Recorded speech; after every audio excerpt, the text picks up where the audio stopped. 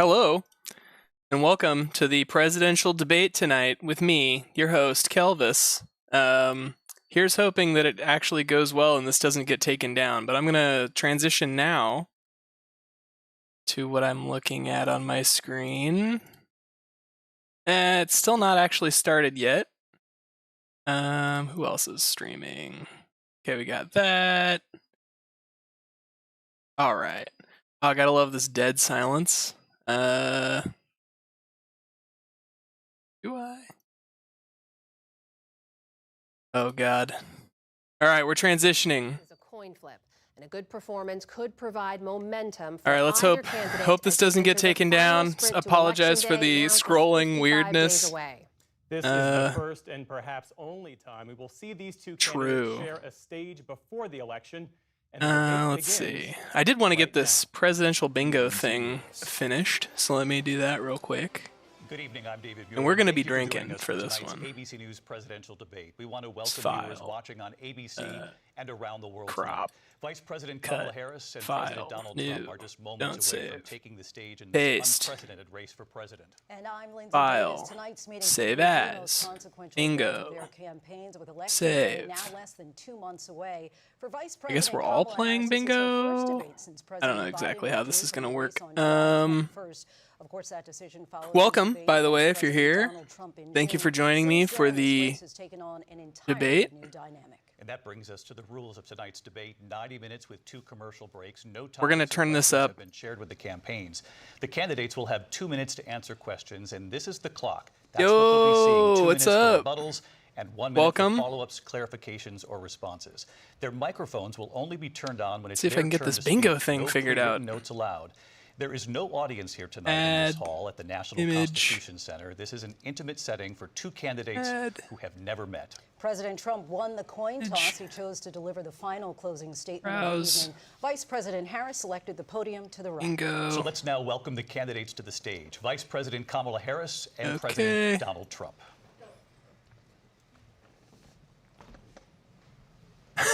Just gonna take up a giant part of the screen with this. Let's make it a little bit smaller. Perfect. All right, we're transitioning now. Welcome to you both. It's wonderful to have you. It's an honor to have you. Good evening. I don't know how I'm gonna mark it as well. Debate. So let's get started. I want to begin tonight with the issue that voters repeatedly say is their #1 issue, and that is the economy and the cost of living in this country. This looks ridiculous. President Trump were elected 4 years ago, and sorry, I just had to look at it. Okay. Often asks his supporters, now we're looking. Are you better off than you were 4 years ago? We're keeping an ear out for all this stuff. Better off than they were 4 years ago? So I was raised as a middle-class kid.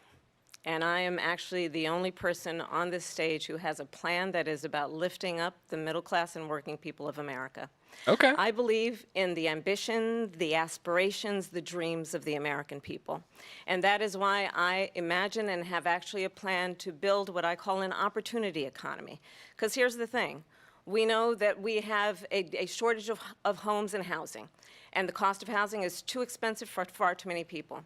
Okay. We know that young families so she's going to get into that $25,000 to raise their subsidy. Children, and I intend on extending a tax cut for those families of $6,000, which is the largest child tax that's right. That we have given in a long time. The rent is too damn high. Very true. Can afford to buy a crib, buy a $6,000 child tax credit's pretty huge too. Is that passion? Just doubling the tax credit on children? That's awesome. Actually, my mother raised my sister and me. But there was a woman who helped raise us. We call her our second mother. She was a small business owner. I love our small businesses. My plan is to give a $50,000 tax deduction to start up small businesses, knowing they are part of the backbone of America's economy. So a $50,000 small business startup is to do what he has done before. Credit. Which is to provide a tax cut for billionaires and big corporations, which will result in $5 trillion to America's deficit. My opponent has a plan that I call the Trump's sales tax, which would be a 20% scroll bar on the bottom go away. On everyday goods that you rely on to get through the month. Economists have said that Trump sales tax would actually result for middle-class families in about $4,000 more a year because of his policies and his ideas about what should be the backs of middle-class people paying for tax cuts for was that billionaires. inflation blame game? President Trump, I'll give you 2 minutes. First of all, I have no sales tax. That's an incorrect statement. She knows Yeah, that. I got to work on this. We're doing tariffs see if I can on alt other tab countries. Other countries while are going to keeping that finally, full after screen. 75 years, pay us back for all that we've done for the world. And the tariff will There's be very little that I substantial in appear to some be able to cases. I do took in billions and billions of while dollars, also as you know, from China. while In on fact, this they never tab. took the If I tariff tab off out of because this there was tab, so it much money they can't. takes They would out- totally takes the video destroy down. everything that they've set out to do. They're taking in billions of dollars from China and other places. They've left the Here, I've tariffs also on. missed When everything that Trump just it was said. billions world. After 75 years, pay us back for all that we've done for the world. And the tariff will be substantial in some cases. I took in billions and billions of dollars, So as huge you know, tariff. from China. In fact, they never took the tariff off because there was so much money they can't. It would totally destroy everything that they've set out to do. They're taking in billions of dollars from China and other places. They've left the tariffs on. When I had it, I had tariffs, and yet I had no inflation. Look, Well, I we've mean, it had takes a while for terrible inflation to economy catch up, because for inflation what it's has, worth. which is really known as a country buster. It breaks up countries. We have inflation like A very few country people buster. have ever seen before. Probably the worst in our nation's history. We were at 21%, but that's being generous because many things are 50, 60, 70, and 80% higher than they were just a few years ago.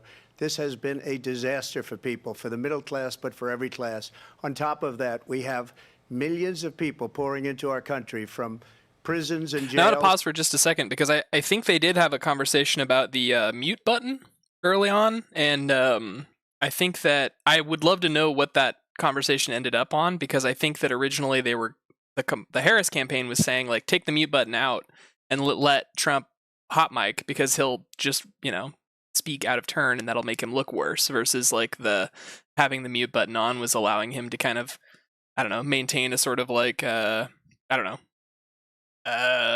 look for himself. But yeah, I don't know where the mute button stuff ended up. From mental institutions and insane asylums, and they're coming in and they're taking jobs that are occupied right now by African Americans and Hispanics, and also unions. Taking the black Unions are going to be jobs. affected very soon.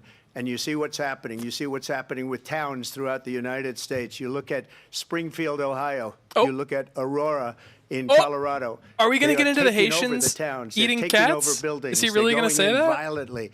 These are the people that she and Biden led into our country, and they're destroying our country. They're dangerous. They're at the highest That would level be wild of if he brings that criminality, up during the and debate. we have to get them out. We have to get them pretty out sure that's fast. still, I like, created one of the greatest widely economies in the debated history whether of or our not that's country. not even real. I'll do it again and even better. We are going to get to immigration and border security during this debate, but I would like to let Vice President Harris respond on the economy here. Well, I would love to. Let's talk about what Donald Trump left us. Donald Trump left us the worst unemployment since the Great Depression. Donald Trump left us the worst public health epidemic in a century. Donald Trump left us the worst attack on our democracy since the Civil War. And what we have done is clean up Donald Trump's mess.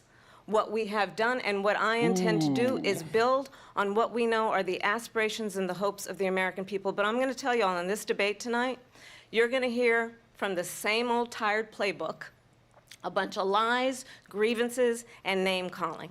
What you're going to hear tonight is a detailed and dangerous plan called Project 2025 that the former president intends on implementing if he were elected again. I can't click I on believe very anything else strongly without it making that the this American people go want away. a So I guess I'll just have to president take down the who understands bingo. I importance think that's not going to of work. bringing us together, knowing we have so much more in common than remove what that, separates us. and And I then pledge to you transition to be a back. president for all Americans. President Trump will give you a minute. Sorry, to respond. bingo. Number one, I have nothing to do, as you know, and as she knows better than anyone, I have nothing to do with Project 2025. That's out there. I haven't read it. I don't want to read it purposely. I'm not going to read it. This was a group of people that got together. They came up with some ideas. I guess some I haven't good, read it. some I haven't bad, read it. but I'm not makes going to no read it. difference. I I'm have never nothing going to do. look into Everybody it so knows that I'm I an have open plausible book. Everybody deniability. knows what I'm going to do. Cut taxes very substantially and create a great economy like I did before. We had the greatest economy. We got hit with a pandemic. And the pandemic was not since 1917, where 100 million people died, has there been anything like it. We did a phenomenal job with the pandemic. Was that really 100 million we people? handed them I don't over remember that. a country where the economy and where the stock market was higher than it was before Well, the pandemic came in. Not that I don't remember the Nobody's ever seen anything whatever like it. flu. We made I don't remember ventilators for the hearing that it entire killed 100 world. million We people. got gowns, we got masks, we did things that nobody thought possible. And people give me credit for rebuilding the military. They give me credit for a lot of things, but not enough credit for the great job we did with the pandemic. But the only jobs they got were bounce back jobs. These were jobs bounce back, and it bounced back and it went to their benefit. But I was the one that created them. They know it, and so does everybody else. Vice President Harris, I'll let you respond. So Wait, so now we've had Donald three Trump has no responses plan for you. on the and intro? when you look at his economic plan, it's all about tax breaks for the Oh, richest 50 million for the older, I the am old. offering what Okay. I describe as an opportunity economy, and the best economists in our country, if not the world, have reviewed our relative plans for the future of America. Well, what I mean- Goldman Sachs has said is that Donald Trump's plan would make the economy worse, mine would strengthen the economy. What the Wharton School has said is Donald Trump's plan would actually explode the deficit. 16 Nobel laureates have described his economic plan as something that would increase inflation and by the middle of next year would invite a recession. Ooh. You just have to look at where we are and where we stand on the issues. And I'd invite you to know that Donald Trump actually has no plan for you because he is more interested in defending himself than he is in looking out for you. That's just a soundbite. They gave her that to say. Look, I went to the Wharton School of Finance, and many of those professors, the top professors, think my plan is a brilliant plan. It's a great plan. It's a plan that's going to bring up our worth, our value as a country. It's going to make people want to be able to go and work and It's a great create plan. jobs It's a good and create plan. a lot of It's good, a wonderful solid plan. It's the money best for plan. for our country. And just to finish off, she doesn't have a plan. She copied Biden's plan, and it's like 4 sentences, like run, spot, run. 4 sentences that are just, oh, we'll try and lower taxes. She doesn't have a plan. Take a look at her plan. She doesn't have a plan. Mr. President, I do want to drill down on something you both brought up. The Vice President brought up your tariffs. You responded, and let's drill down on this because We're going to your bring plan is what prices she calls down is bigly. essentially We're going a to make national the sales jobs tax. Your bigger. proposal calls for tariffs, Jobs as you are going to be pointed out larger. here, on foreign imports across the board. You recently said that you might double your plan, imposing tariffs up to 20% on goods coming Jesus. into this country. Yeah, I As heard you know, about that. many That's economists crazy. say that with tariffs at that level, costs are then passed on to the consumer. Yeah. Vice President Harris has argued it'll Easy. mean higher prices on gas, food, clothing, medication, arguing it costs the typical family nearly $4,000 a year.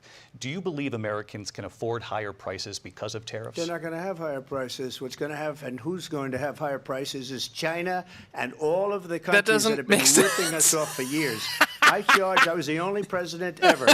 China was paying us hundreds China's of going to be billions paying of higher dollars, and so prices. were You other won't be countries. paying higher prices. And, you know, if she Wait, doesn't like them, but won't they just should've charge gone out and more? they should have Which means that immediately I'll cut the pay a tariffs. But higher those tariffs are there price. 3.5 years now under their administration.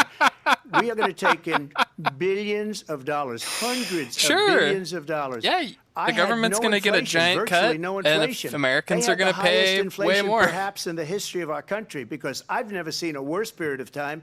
People can't go out and buy cereal or I can't listen to bacon the rest or of this eggs answer. or I need to get a anything beer. else. I'll be right back. The people of our country are absolutely dying with what they've done. They've destroyed the economy. And all you have to do is look at a poll. The polls say 80 and 85 and even 90% that the Trump economy was great, that their economy was terrible. That's so President Harris, I funny. do want to ask for your response, and you heard what the president said there, because the Biden administration Oh, the did president. keep, I guess number of the technically Trump that is tariffs in his place. So how do you respond? honorific. Well, let's be clear that the Trump administration resulted in a trade deficit, one of the highest we've ever seen in the history of America. He invited trade wars. You want to talk about his deal with China? gun the what trade he wars ended up have. doing is, under Donald Trump's presidency, he ended up selling American chips to China to help them Are those like improve tortilla and chips, or- modernize their military. No, I'm kidding. Basically sold us out when a policy about China should be in making sure the United States of America wins the competition for the 21st century, which means focusing on the details of what that requires, focusing on relationships with our allies, focusing on investing in American-based technology so that we win the race on AI, on quantum computing, focusing on what we need to do to support America's workforce so that we don't end up having on the short end of the stick in terms of workers' rights. But what Donald Trump did, let's talk about this, with Sorry, COVID, somebody's messaging me on Steam. He actually thanked President Xi for what he did during COVID. Look at his President tweet. Xi, her. Thank you, President Xi, ! When we know that Xi was responsible for lacking and not giving us transparency about the origins of COVID. President Trump, I'll let you respond. First of all, they bought their chips from Taiwan. We hardly make chips anymore because of philosophies like they have and policies like they have. I don't say her because she has no policy. Everything that she believed 3 years ago and 4 years ago is out the window. She's going to my philosophy now. In fact, I was going to send her a MAGA hat. She's gone to my philosophy. But if she ever got elected, she'd change it. And it will be the end of our country. She's a Marxist. Everybody knows she's a Marxist. Her father's a Marxist professor in economics. Her estranged and father. Taught her well. But when you look at what she's done to our country, so I'll just throw this out there. It's so funny that he calls her father a Marxist. He teaches Marxist economics. That would be like calling a history teacher like a Nazi for teaching you about Nazi Germany. just throwing that out there. These millions and millions of people that are pouring into our country monthly, where it's, I believe, 21 million people, not the 15 that people say, and I think it's a lot higher than the 21. That's bigger than New York State pouring in. And just look at what they're doing to our country. They're criminals. Many of these people coming in are criminals. And that's bad for our economy. Man, I sure hope the audio doesn't get copyright struck. Because that, I think, is the part, that's how they would really get me, I think. Our economy. They have, and she hopefully has it's transformative enough with me interrupting them every once in a while. Policy that's insane. Almost policy that you'd say they have to hate our country. President Trump, thank you. Lindsay? I want to turn to the issue of abortion. Well, some people would say you'd have to hate our country to go against the peaceful transfer of power, but you were proud to be the most pro-life president in American history. Then last month, you said that your administration would be great for women and their reproductive rights. In your home state of Florida, you surprised many. He also said that he'd veto the abortion ban because you initially had said that it was too short, and you said, "quote I'm going to be voting that we need more than 6 weeks." But then the very next day, you reversed course and said you would vote to support the 6-week ban. Vice President Harris says that women shouldn't trust you on the issue of abortion because that woman's nose is very distracting to me.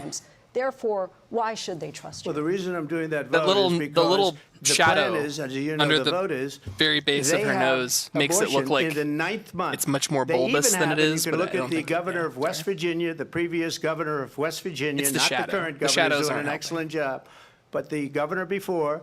He said the baby will be born and we will decide what to do with the baby. In other words, we'll execute the baby. And that's why I did that, because that predominates. The Ralph Northam because they're thing is kind radical. of hard The Democrats to come back are from. radical in that. And her vice presidential pick, which I think was a horrible pick, by the way, for our country, because he is really out of it.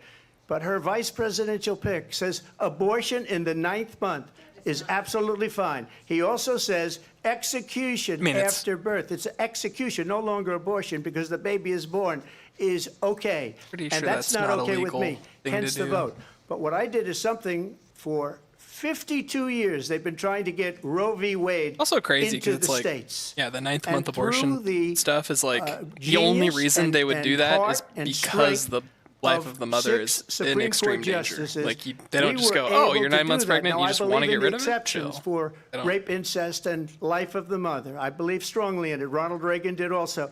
85% of Republicans do. Exceptions, very important.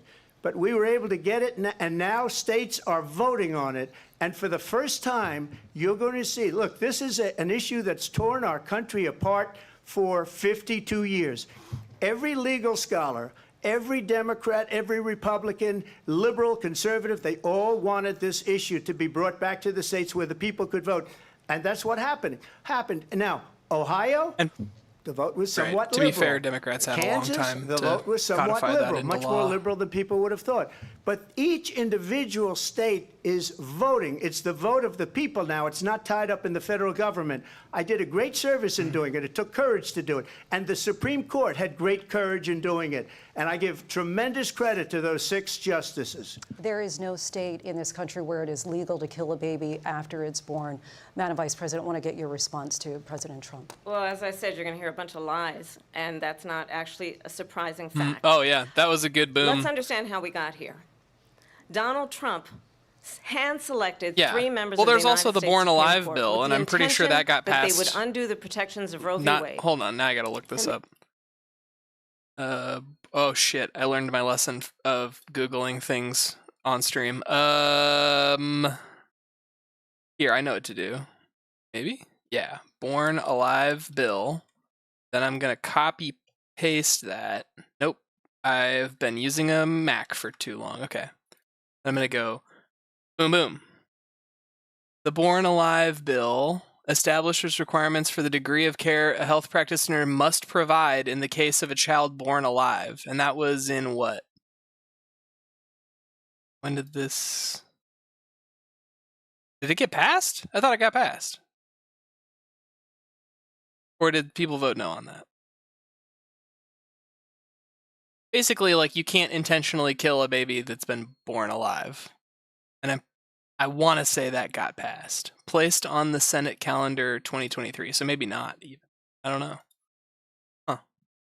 But I'm pretty sure you're not allowed to do that. He intended. And now in over 20 states, there are Trump abortion bans, which make it criminal. Trump abortion for a bans. doctor Wait, or nurse he wasn't to like provide health care. Okay, well, in one state, it provides prison They're for not life. his abortion bans, but I understand Trump what she's abortion saying. bans that make no exception even for rape and incest, which understand what They're that not- means. okay, A I guess they're survivor Trump of a abortion crime bans. of violation to their body does not have the right to make a decision about what happens to their body next. That Okay, is well, the immoral. states decided that. And one does not have to Those abandon states decided their that. faith They can be. or Those deeply states are held immoral. beliefs I to don't know. I agree. guess The I get what she's government trying to say. And Donald Trump certainly should not be telling a woman what to do with her body. I have talked with women around our country. You want to talk about this is what people wanted? Pregnant women who want to carry a pregnancy to term, suffering from a miscarriage, being denied care in an emergency room because the healthcare providers are afraid they might go to jail, and she's bleeding out in a car in the parking lot. True. She didn't want that. Her husband didn't want that. A 12 or 13-year-old survivor of incest being forced to carry a pregnancy to term. They don't want that. And I pledge to you, when Congress he almost said passes a something, bill but to he knew. put back in place the protections of Roe v. Wade, as President of the United States, I will proudly I don't sign think I've it ever seen him purse his into lips so law. hard But before. He was like, understand, if Donald Trump were to be reelected, he will sign a national abortion ban. Understand, in his Project 2025, He said he there wouldn't. would be a He said national multiple times that he would abortion- veto a it. monitor that would be monitoring To be your fair, I mean, pregnancies, that's easy to your say, but, like, miscarriages. he I did think say he the would veto American it, people so- believe that certain But freedoms, if he got elected, it in would be his last particular term, the and it's freedom not like to we make could hold any of his decisions lies about against him. one's own So body that's another hard should one not be to. made by the It's a hard government. pill to swallow. Thank you, Vice President Harris. Well, there she goes again. It's a lie. I'm not signing a ban, and there's no reason to sign a ban because we've gotten what everybody wanted. Democrats, Republicans, and everybody else, and every legal scholar wanted getting it to be messaged brought again. back into the states. And the states are voting. vote for my and friends it may in the take a little tournament. time. But for 52 Oh, years, no, hold on, this I gotta tell issue this guy I've has gotten this scam torn before. our country apart. And they've wanted it back in the states. And I did something that nobody thought was possible. The states are now voting. What she says is an absolute lie. Hang on, I just gotta And as report far my as the buddy abortion for ban, his no, account getting I'm not in favor of compromised. abortion ban, but it doesn't matter because this issue has now been taken over by the states. Would you veto a national abortion ban if it came Well, to I your won't desk? have to because, again, two things. Number one, she said she'll go back to Congress. She'll never get the vote. It's impossible for her to get the vote, especially now with the 50-50, and essentially 50-50 in both Senate and the House. She's not going to get the vote. She can't get the vote. She won't even come close to it. So it's just talk. You know what it reminds me of? When they said they're going to get student loans terminated, and it ended up being a total catastrophe. The student loans, and then I think probably her boss, if you call him a boss, he spends all his time on the beach. But look, her boss went out and said, we'll do it again. We'll do it a different way. And he went out, got rejected again by the Supreme Court. So all these students got taunted with this whole thing about this whole idea. And how unfair that would have been, part of the reason they lost, to the millions and millions of people that had to pay off their student loans. They didn't get it for free. But they were saying it's the same way that they talked about that they talk about abortion. But if I could just get a yes or no, because your running mate, J.D. Vance, has said that you would veto it if it did come to your desk. Well, I didn't discuss it with J.D. In all fairness, J.D., and I don't mind if he has a certain view, but I think he was speaking for me, but I really didn't. Look, we don't have to discuss it because she'd never be able to get it, just like she couldn't get student loans. They couldn't get student loans. They didn't even come close to getting student loans. They taunted young people and a lot of other people that had loans. They tried really fucking hard to do the student loans thing. I don't think. Let's go to Congress. Oh, what did I miss about J.D. Vance? The fact is that I was trying to. I was reporting my friend for having his account hacked. I was busy. What did they say about J.D. Vance? Dang that J.D. Vance. For years, they wanted to get it out of Congress and out of the federal government. And we did something that everybody said couldn't be done. And now you have a vote of the people on abortion. Vice President Harris, hang on. Ooh. They talked about that they talk about abortion. But if I could just get a yes or no, because your running mate, J.D. Vance, has said that you would veto it if it did come to your desk. Well, I didn't discuss it with J.D. In all fairness, J.D. And I don't mind if he has a certain view. Oh, that's what it was. I really did. Look, we don't have to discuss it because she'd never be able to get it, just like she couldn't get student loans. They couldn't get student loans. They didn't even come well, close I haven't discussed it with J.D. And a lot of other people that had loans. They can never get this approved. So it doesn't matter what she says about going to Congress. So wonderful. Let's go to Congress, do it. But the fact is that for years, they wanted to get it out of Congress and out of the federal government. And we did something that everybody said couldn't be done. And man, now this is a way more. On abortion. Vice President Harris, I want to give you your time to respond, but I do want to ask, would you support this any is way more palatable. abortion? I absolutely support reinstating the protections of Roe v. Wade. And as you rightly mentioned, nowhere in America is a woman carrying a pregnancy to term and asking for an abortion. That is not happening. It's insulting to the women of America. And understand what has been happening under Donald Trump's abortion bans. Couples who pray and dream of having a family. Oh, I saw something today on X that I thought was annoying. I know, right? I like listening to that fast too. It's way easier. I thought this was annoying though. Somebody was talking about the rape and incest thing, and then somebody was saying, "Oh well, that exemption is stupid because if you get a rape kit, you get a Plan B pill as part of the rape kit." And like, I immediately I was like, "Wow, if that's true, holy shit, that's pretty amazing!" Like that's I've never even heard of that. And so I was like, a part of me kind of wanted to just think it was true uncritically, but then the other part of me was like, "No, I got to look that up because I've never heard of that." And so I looked it up, and it's fucking false. Like, almost nowhere does that. Like, yes, it does. Some places have started doing that, but like not everywhere does that. And in fact, it's very rare. And so I was pissed off that guy just essentially like told a lie. And so then I look in all the replies to him, and there's like 100 replies to him, and not one person was saying that he was lying. And all it took was me Googling what he said. And like, I don't know, it's just kind of crazy that stuff like that is just propagates and like spreads so quickly. And like, I was almost a victim to it. I almost just like, oh yeah, that makes sense. That should be the case. Yeah. Yes. Yeah. Hold on. Let me see if I can fix that. I have to click on this, and then I have to click on interact. I think interact. Let's see. Interact. Click on this. Nope. I'm hitting all the wrong buttons. Uh-oh. Uh-oh. I really fucked up. Oh wait. Here we go. Boom. Allow. Boom. We're back. We're so back. Okay. We're back to the show too. Are being denied IVF treatments. What is happening in our country? Working people, working women who are working 1 or 2 jobs, who can barely afford childcare as it is, have to travel to another state. Let's at least to get on a plane sitting next to strangers, to go and get the health care she needs. Barely can afford to do it, and what you are putting her through is unconscionable. And the people of America have not, the majority of Americans believe in a woman's right to make decisions about her own body, and that is why in every state where this issue has been on the ballot, in red and blue states both, the people of America have voted for freedom.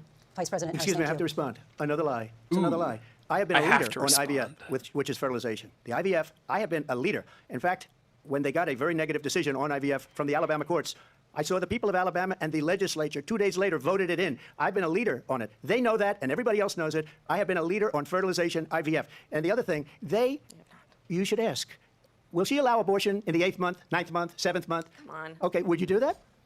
Why don't you answer that question? Why don't you answer That's the question? Would you because veto? under Roe v. Answer Wade, the question, would you veto? you could do abortions in the 7th month, the 8th month, the 9th That's month, not true. and probably after birth. Just look at the former governor of Virginia. The governor of Virginia said we put the baby aside and then we determine what we want to do with the baby. President Trump, thank you. We're going to turn now to immigration and border security. We know it's an issue that's important to Republicans, and I will agree, there was the board, in this weird country. video of Harris, Ralph you were tasked by Northam President Biden saying getting that. to the root causes of migration from It's Central like we America. would make the We know that baby illegal feel border crossings reached a record high comfortable, in the Biden and then administration. This we past would June, talk to the President Biden mother imposed and tough new asylum determine what restrictions. to We do know the about numbers the since then baby. have dropped And I was like, significantly. holy But shit. my question to you tonight is, why did the administration wait until 6 months before the election to act? And Now, would you have done anything now was he differently talking for out of his President Biden? ass because he's a So I'm the only politician person and on this he's stage not who has prosecuted involved in transnational that criminal organizations for the trafficking of guns, situation? drugs, and Maybe. human beings. And let me say but that it was the United definitely States not a Congress, good including some of the most soundbite. conservative members of the United States Senate, came up with a border security bill, which I supported. Ooh, this is And a good. that bill would have put 1,500 more Yeah, border this agents is on the gonna border be a to help tough those one folks who are for working there Trump right to now walk away overtime trying to from. do their job. It would have allowed us to stem the flow of fentanyl coming into the United States. I know there are so many families watching tonight who have been personally affected by the surge of fentanyl in our country. That bill would have put more resources to allow us to prosecute transnational criminal organizations for trafficking. Yeah, in guns, those drugs, and human beings. But you know what happened to that transnational bill? criminal Donald Trump got on the organizations. phone, called up some folks in Congress and said, kill the bill. And you know why? Because he'd prefer to run on a problem instead of fixing a problem. And understand, this comes at a time where the people of our country actually need a leader who engages in solutions, who actually addresses the problems at hand. But what we have in the former president is someone who would prefer to run on a problem instead of fixing a problem. And I'll tell you something, he's going to talk about immigration a lot tonight, even when it's not the subject that is being raised. And I'm going to actually do something really unusual, and I'm going to invite you to attend one of Donald Trump's rallies, because it's a really interesting thing to watch. You will see during the course of his rallies, he talks about fictional characters like Hannibal Lecter. He will talk about windmills cause cancer. And what you will also notice is that people start leaving his rallies early out of exhaustion and boredom. And I will tell you, the one thing you will not hear him talk about is you. You will not hear him talk about your needs, your dreams, and your desires. And I'll tell you, I believe you deserve a president who actually puts you first, and I pledge to you that I will. Vice President Harris, thank you. President Trump, on that point, I want to get your response. Well, I would like to respond. Let me just ask, though, why did you try to kill that bill, and successfully so? That would have put thousands of additional agents and officers on the border. First, let me respond to the rallies. She said people start leaving. People don't go to her rallies. There's no reason to go. He And the people that can't do let go, the she's rally busing them in comment and paying them go. to be there, and then showing them in a different light. So she can't talk about that. People don't leave my rallies. We have the biggest rallies, People the most don't leave incredible my rallies in the history of rallies. I have politics. the best because people want to take their rallies country back. ever. Our country is being lost. We're a failing nation, and it happened 3.5 years ago. So now he's And wasted what's 30 going on here, seconds you're gonna end up in talking World about War his III, just to rallies? go into another subject. What they have done to our country When by the allowing far these more millions and substantive millions part of of people to come her into our country, and look at what's comment happening to the was towns all over the United States. And a lot of towns don't want to talk. It's not going to be Aurora or Springfield. A lot of towns don't want to border talk about bill. it because they're so embarrassed by it. In Springfield, they're eating the dogs, the people that There came it in, is. They're eating the There cats. it is. They're eating the pets of the people that live Haitians. there. And Haitians this is are what's eating the happening in our pets country. of people And it's a who live shame. in As far as Ohio, rallies are Springfield, concerned, as far as Ohio. the reason Oh they go my is they like what I God. say. They want to bring He's our country really back. gonna They want to say make it. America great again. It's a very simple He's phrase. gonna Make America say great again. it. She's destroying this Oh country. my And if God. she becomes president, this country doesn't have a chance of success. Not only success, So we'll end up just being so Venezuela. everyone or- is aware, my understanding of the cat eating immigrants thing is we have a video of a black woman eating a cat, and that was not Springfield, Ohio. Separately, we have stories about cats being killed in various parts of the United States, and I'm pretty sure that's it. Like, then from there, we've gotten to maybe one. Maybe one, or you know what? I might even be willing to give you two, but that does not make an epidemic of Haitian immigrants eating the cats. So this is not a problem that is even worth publishing, other than in like a local newspaper. But the fact that it's hit mainstream media and it's hit the fucking presidential debate stage is insane. The fact that it's as prevalent as it is on social media is also insane. It's crazy what kind of like mental I don't even know what kind of mental cloud that we're all just in, that like shit like this, little tiny shit like this that might not even be real can hit the ground running and spread to the entire culture, to the point where it's on the debate stage 3 days after, maybe even 1 to 2 days after it started. Crazy to me. I just want to clarify here. You bring up Springfield, Ohio, and ABC News did reach out to the city manager there. He told us there have been no credible reports of specific claims of pets being harmed, injured, or abused by individuals within the immigrant community. Well, I've seen people on television. Let me just say here, this is the people on television say my dog was taken and used for food. So maybe he said that. And people maybe that's a good on thing to say for a city manager. television. I'm not taking this from but television. But the people I'm on taking it from television the city saying the manager. dog was eaten by the people that went there. Again, the Springfield city manager says there's... I like how Kamala looks. She looks sad. Like she's watching an insane old man like scream. She's like she's like this poor. Hold on, I have to go back just that. Yeah. My dog was taken and used for food. So maybe he said that, and maybe that's a good.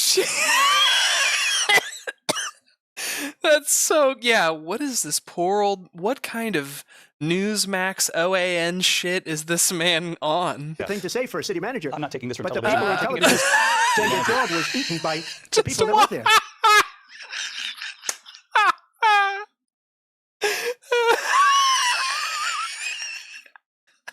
Hang on, I need this. I'm tweeting that. That's a great picture, bro. I'll let you respond to the rest of what you've heard. That's so good. That's so good. This is, I think, one of the reasons why in this election I actually have the endorsement of 200 Republicans who have formally worked with President Bush, Mitt Romney, and John McCain, including the endorsement of former Vice President Dick Cheney and Congressmember Liz Cheney. And if you want to really know the inside track on who the former president is, if he didn't make it clear already, just ask people who have worked with him.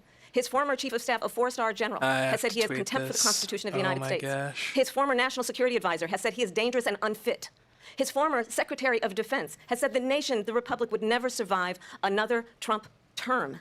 And when we listen to this kind of rhetoric, when the issues that affect the American people are not being addressed, I think the choice is clear in this election. President Trump, I'll give you a quick minute to respond here. Thank you, because when I hear that, see, I'm a different kind of a person. I fired most of those people. Not so graciously. They did bad things or a bad job. I fired them. They never fired one person. They didn't fire anybody having to do with Afghanistan and the Taliban and the 13 people were just the image is gone right now. I need to send this tweet really fast. They should have fired all those generals, all those top people, because that was one of the most incompetently handled situations anybody has ever seen. So when somebody does a bad job, I fire him. And you take a guy like Esper. He was no good. I fired him. So he writes a book. Another one writes a book. Because with me, they can write books. With nobody else can they. But they have done such a poor job, and they never fire anybody. Look at the economy. Look at the inflation. They didn't fire any of their economists. They have the same people. That's a good way not to have books written about you. But just to finish, I got more votes than any Republican in history by far. In fact, I got more votes than any sitting president in history by far. Ooh. Let me continue on immigration. It was what you wanted to talk about earlier, so let's get back to your deportation proposal that the vice president has. By the way, as well. He has successfully sidestepped ever talking about killing that border bill. That was the original question posed to him. Instead, he managed to go from people love my rallies to the immigrants are eating the dogs. And he managed to completely sidestep talking about how he single-handedly killed a border bill that was actually going to advance Republican interests because he didn't want it to be done under a Democrat president. President Trump, Crazy. You call this the largest domestic deportation operation in the history of our country. You say you would use the National Guard. You say if things get out of control, you'd have no problem using the U.S. military. Police, yes. You also said you would use local police. How would you deport 11 million undocumented immigrants? I know you believe that number is much higher. Take us through this. What does this look like? Will authorities be going door to door in this country? Yeah.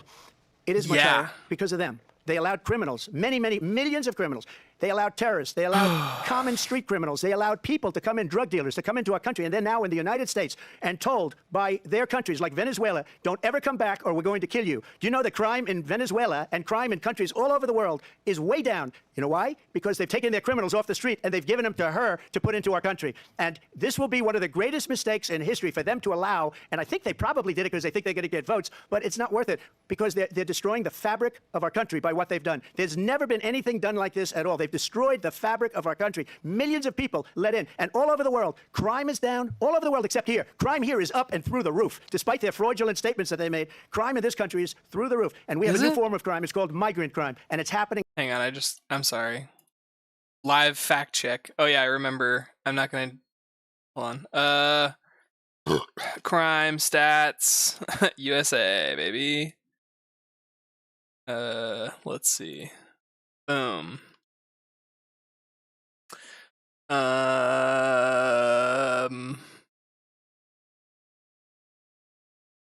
So like,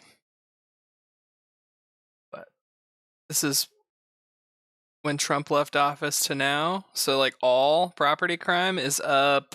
I mean, it's not up a crazy amount.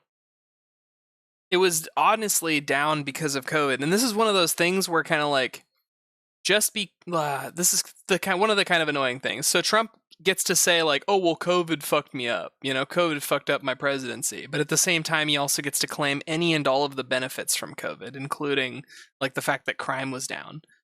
At levels that nobody thought possible. President Trump, as you know, the FBI says overall violent crime is actually coming down in this country. But excuse me, the FBI they were defrauding statements. They didn't include the worst cities. They didn't include the cities with the worst crime. It was a fraud, just like their number of 818,000 jobs that they said they created turned out to be a fraud. President Trump, thank you. I'll let you respond, Vice President Harris. Well, I think this is so rich, coming from someone who has been prosecuted for national security crimes, is she gonna call him a crimes, election interference, has been found liable for sexual assault, and his next big court appearance is in November at his own criminal sentencing. And let's be clear, where each person stands on the issue of what is important about respect for the rule of law and respect for law enforcement. The former vice president called for defunding federal law enforcement, 45,000 agents, get this, on the day after he was arraigned on 34 felony counts. So let's talk about what is important in this race. It is. You guys aren't going to be able to see this because you're all looking at it while it's scrolling. But on my screen, it looks like Trump's side of the screen is bigger. Maybe I'm just crazy. But I feel like they're giving Trump more space on the screen than Kamala. Y'all will have to look at your own ABC News It's important broadcast. that we move forward, that we turn the page on this same old tired rhetoric and address the needs of the American people, address what we need to do about the housing shortage, which I have a plan for, address what we must do to support our small businesses, address bringing down the price of groceries. But frankly, the American people are exhausted with this same old tired playbook. Vice President Harris, thank you. Excuse me. Every one of those cases was started by them against their political opponent. And I'm winning most of them, and I will win the rest on appeal. And you saw that with the decision that came down just recently from the Supreme Court. I'm winning most of them. But those are cases, it's called weaponization. Never happened in this country. They weaponized the Justice Department. Every one of those cases was involved with the DOJ, from Atlanta and Fani Willis to the Attorney General of New York and the DA in New York. Every one of those cases. And then they say, oh, he's a criminal. They're the ones that made them go after me. By the way, Joe Biden was found essentially guilty on the documents case. And what happened in my documents case? They said, oh, that's the toughest of them all. A complete and total victory. 2 months ago, it was thrown out. It's weaponization, and they used it, and it's never happened in this country. They used it to try and win an election. They're fake cases. President Trump, thank you. A really quick response here, Vice President Harris, on this notion of weaponization of the Justice Department. Well, let's talk about extreme and understand the context in which this election. Yeah, it's not a lot, but it's just enough to notice. Recently ruled that the former president would essentially be immune from any misconduct if he were to enter the White House. He is a whiter guy. Understand, this is someone who has openly said, I'm just kind of like, hey, wait a minute. I'm quoting, no. terminate the Constitution of the They should United get the States, same amount of space on the screen. The Department of Justice against his They wouldn't do that to a man. They Someone wouldn't do who that has to another openly man. Expressed disdain for members of our military. Understand what it would mean if Donald Trump were back in the White House with no These guardrails. sexist, Because certainly we know now the racist court won't stop him. We know screen J.D. sizers. Vance is not going to stop him. Whoever It's up to the made American this people.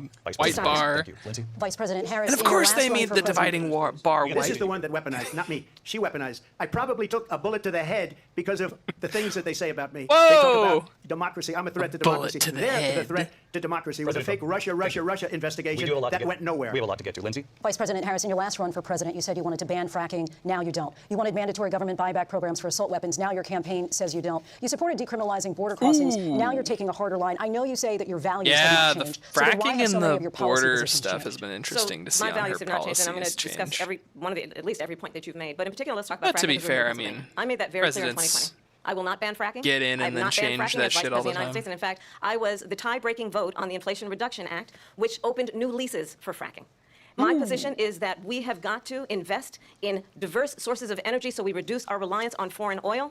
We have had the largest increase in domestic oil production in history because of an approach that recognizes that we cannot over-rely on foreign oil. As it relates to my values, let me tell you, I grew up a middle-class kid raised by a hardworking mother who worked and saved and was able to buy our first home when I was a teenager. The values I bring to the importance of home ownership, knowing not everybody got handed $400 million on a silver platter and then file bankruptcy 6 times is a value that I bring to my work to say we are going to work with the private sector and home builders to increase 3 million homes, increase by 3 million homes by the end of my first term. My work that is related to having a friend when I was in high school who was sexually assaulted by her stepfather. Ooh. And my focus then on protecting women and children from violent crime is based on a value that is deeply grounded in the importance of standing up for those who are most vulnerable. My work that is about protecting Social Security and Medicare is based on long-standing work that I have done, protecting seniors from scams. My values have not changed. And what is important is that there is a president who actually brings values and a perspective that is about lifting people up and not beating people down. And name-calling. The true measure of the leader is the leader who actually understands the strength is not in beating people down, it's in lifting people up. I intend to be that president. President Trump. Well, first of all, I wasn't Make given sure that's $400 still million. going. I wish I was. My father was a Brooklyn builder, Brooklyn, Queens, and a great father, and I learned a lot from him. But I was given a fraction of that, a tiny fraction, and I built it into many, many billions of dollars, many, many billions. And when people see it, they are even surprised. So we don't have to talk about that. Fracking, she's been against it for 12 years. Defund the police. She's been against that forever. She gave all that stuff up very wrongly, very horribly, and everybody's laughing at it, okay? They're all laughing at it. She gave up at least 12 and probably 14 or 15 different policies. Like, she was big on defund the police. In Minnesota, she went out, wait a minute, I'm talking now, if you don't mind, please. Does that sound familiar? She went out in Minnesota and wanted to let criminals that killed people, that burned down Minneapolis, she went out and raised money to get them out of jail. She did things that nobody would ever think of. Now she wants to do transgender operations on illegal aliens that are in prison. This is a radical left liberal that would do this. She wants to confiscate your guns. What Newsmax article did he read that from? And why didn't she shake her head more at it? Pennsylvania will end on day 1. Just to finish one thing. It's a wild statement. So I got the oil business going like nobody has ever done before. Wait, I'm sorry. I have to. This is a nobody would ever think Look of. at her Now reaction she wants to that. Transgender operations on illegal aliens that are in prison. Okay. This is a radical left. She does seem a little confused, at She wants least. to That confiscate sounded your guns, crazy to and she me. will never allow fracking in Pennsylvania. If she won the election, fracking in Pennsylvania will end on day 1. Just to Hold finish- on, I actually need to know. Transgender surgeries on illegal immigrants. I like that we found out this workaround, so I don't have to show off my... Wait, Harris told ACLU in 2019 she supports cutting to ICE funding and providing gender surgery to detained immigrants. This is CNN K-File. I don't know what Andrew Kaczynski on CNN. As Kamala Harris pivots. Interesting. The questionnaire, but the ACLU upload and page source indicate the questionnaire was reposted last month after Harris became the presumptive Democratic nominee. ACLU's questionnaire. Sure, Harris answered to a round of applause from the crowd. I have my entire life and career been an ally of the LGBTQ rights. She was asked if she supports adding a third gender. Wait, but where's the part where...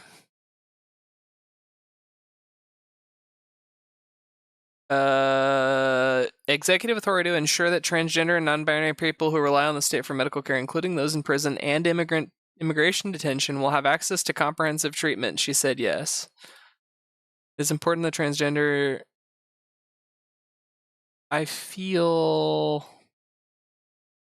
don't know. I feel like this is one of those ones where the... Yeah. Yeah. Yeah. Oh, shit. Oh, wait. We paused. There's Okay. one thing so important in my opinion. Very interesting. So I got the oil business going like nobody has ever So done maybe before. technically she did say yes to they got that, rid of it, started but getting it rid of seems it, like and the prices were one of going those up like, yes, the roof. but it's They buried in immediately let these guys go the to minutia where they of were. the question. I would have been 5 times, 4 times, 5 times higher because you're talking about 3.5 years ago. They got it up to where I was because they had no choice because the prices of energy were quadrupling and doubling. You saw what happened to gasoline. So they said, let's go back to Trump. But if she won the election, the day after that election, they'll go back to destroying our country, and oil will be dead, fossil fuel will be dead, we'll go back to windmills, and we'll go back to solar, where they need a whole desert to get some energy to come out. You ever see a solar plant? By the way, I'm a big fan of solar, but they take 400, 500 acres of desert soil. Trump, we have a These lot are of not good issues things that we for the have to get to. environment that she We're out of time. understands. Thank you. Lindsay, thank you. We have an election in just 56 days. And I want to talk Wait, about the peaceful but transfer of power, which of course we all know is But a Trump, cornerstone you of our didn't democracy, explain the role why of the president, desert in the moment of sand is a crisis. good thing Mr. for the President, on January environment. 6th, you told your supporters to march to the Seems Capitol. like You a said you bad would be thing. right there with them. The country and the world saw what played out at the Capitol that day, the officers coming under attack. Aides in the West Wing say you watched it unfold on television off the Oval Office. You did send out True. tweets, but it was more than 2 hours before you sent out that video message telling True. your supporters to go home.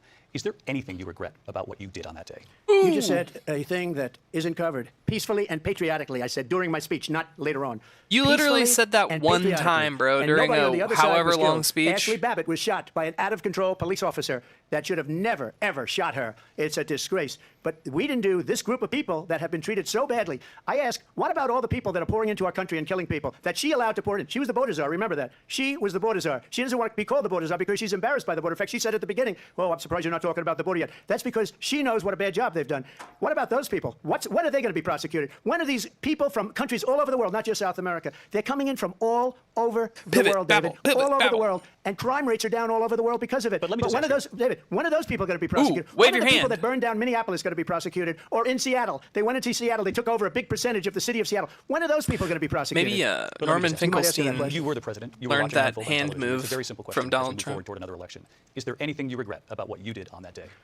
Yes or no? I had nothing to do with that other than they asked me to make a speech. I showed up for a speech. I said, I think it's They gonna be good. asked I me went to do a Nancy Pelosi speech. and the I mayor only of did it Washington, 'cause they DC, asked me. And the mayor put it back in writing, as you know.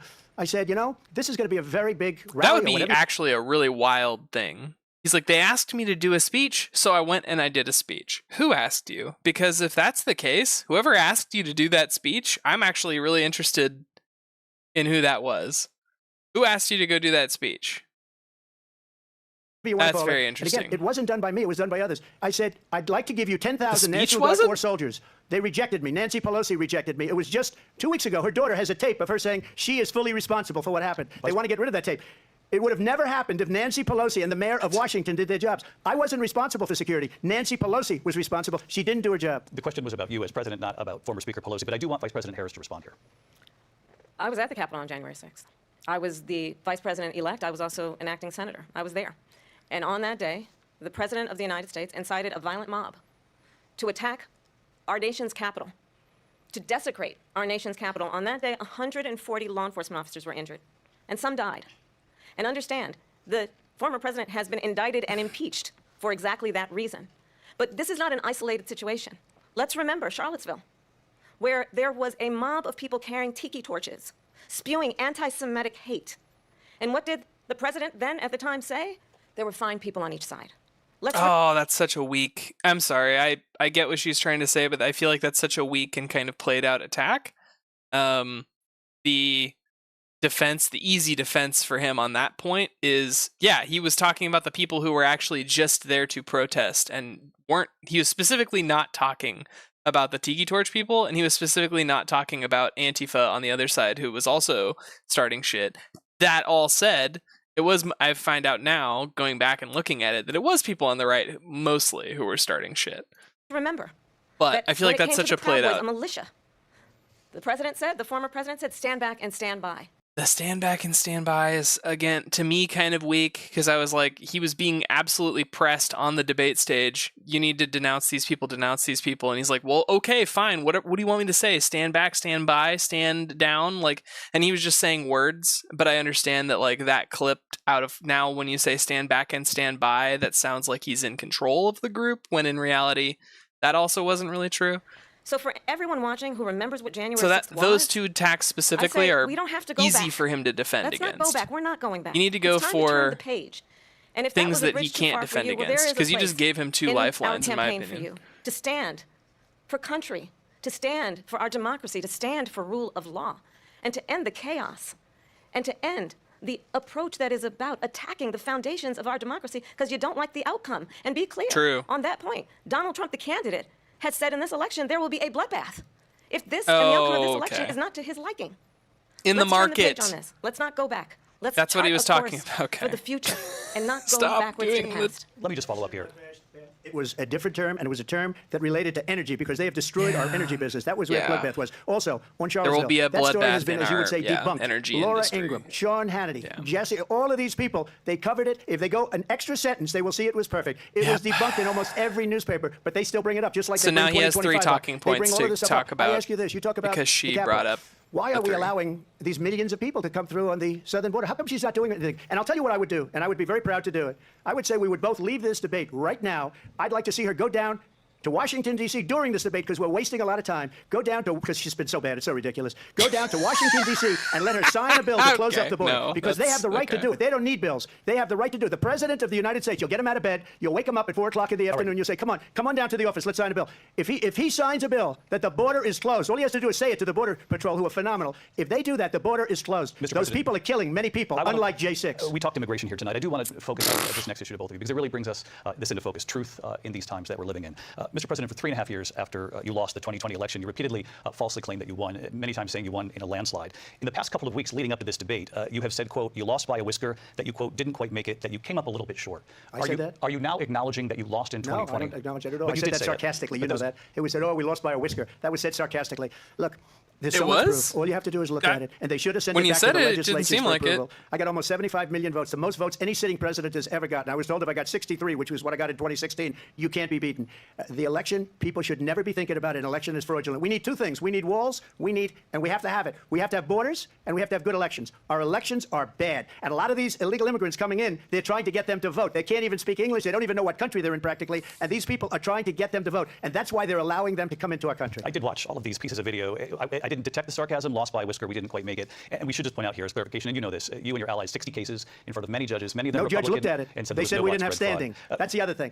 They said we didn't have standing, a technicality. Can you imagine a system where a person in an election doesn't have standing? The President of the United States doesn't have standing. That's how we lost. If you look at the facts, and I'd love to have you'll do a special on it. I'll show you Georgia, and I'll show you Wisconsin, and I'll show you Pennsylvania, and I'll show you. We have so many facts and statistics, but you know what? That doesn't matter. So many. Because we have to solve the problem that we have right now. That's old news. And the problem that we have right now is we have a nation in decline, and they have put it into decline. We have a nation that is dying, David. Mr. President, thank you. Vice President Harris, you heard the Thank president. you. He said he didn't say that he lost by whisker, so he still believes he did not lose the election. Thank you. That was won by President Biden and yourself. But I do want to ask you about something that's come up in the last couple of days. Yeah, he had it with the whisker thing. That was honestly, in my opinion, him saying he lost by a whisker was him like giving up finally on that whole thing.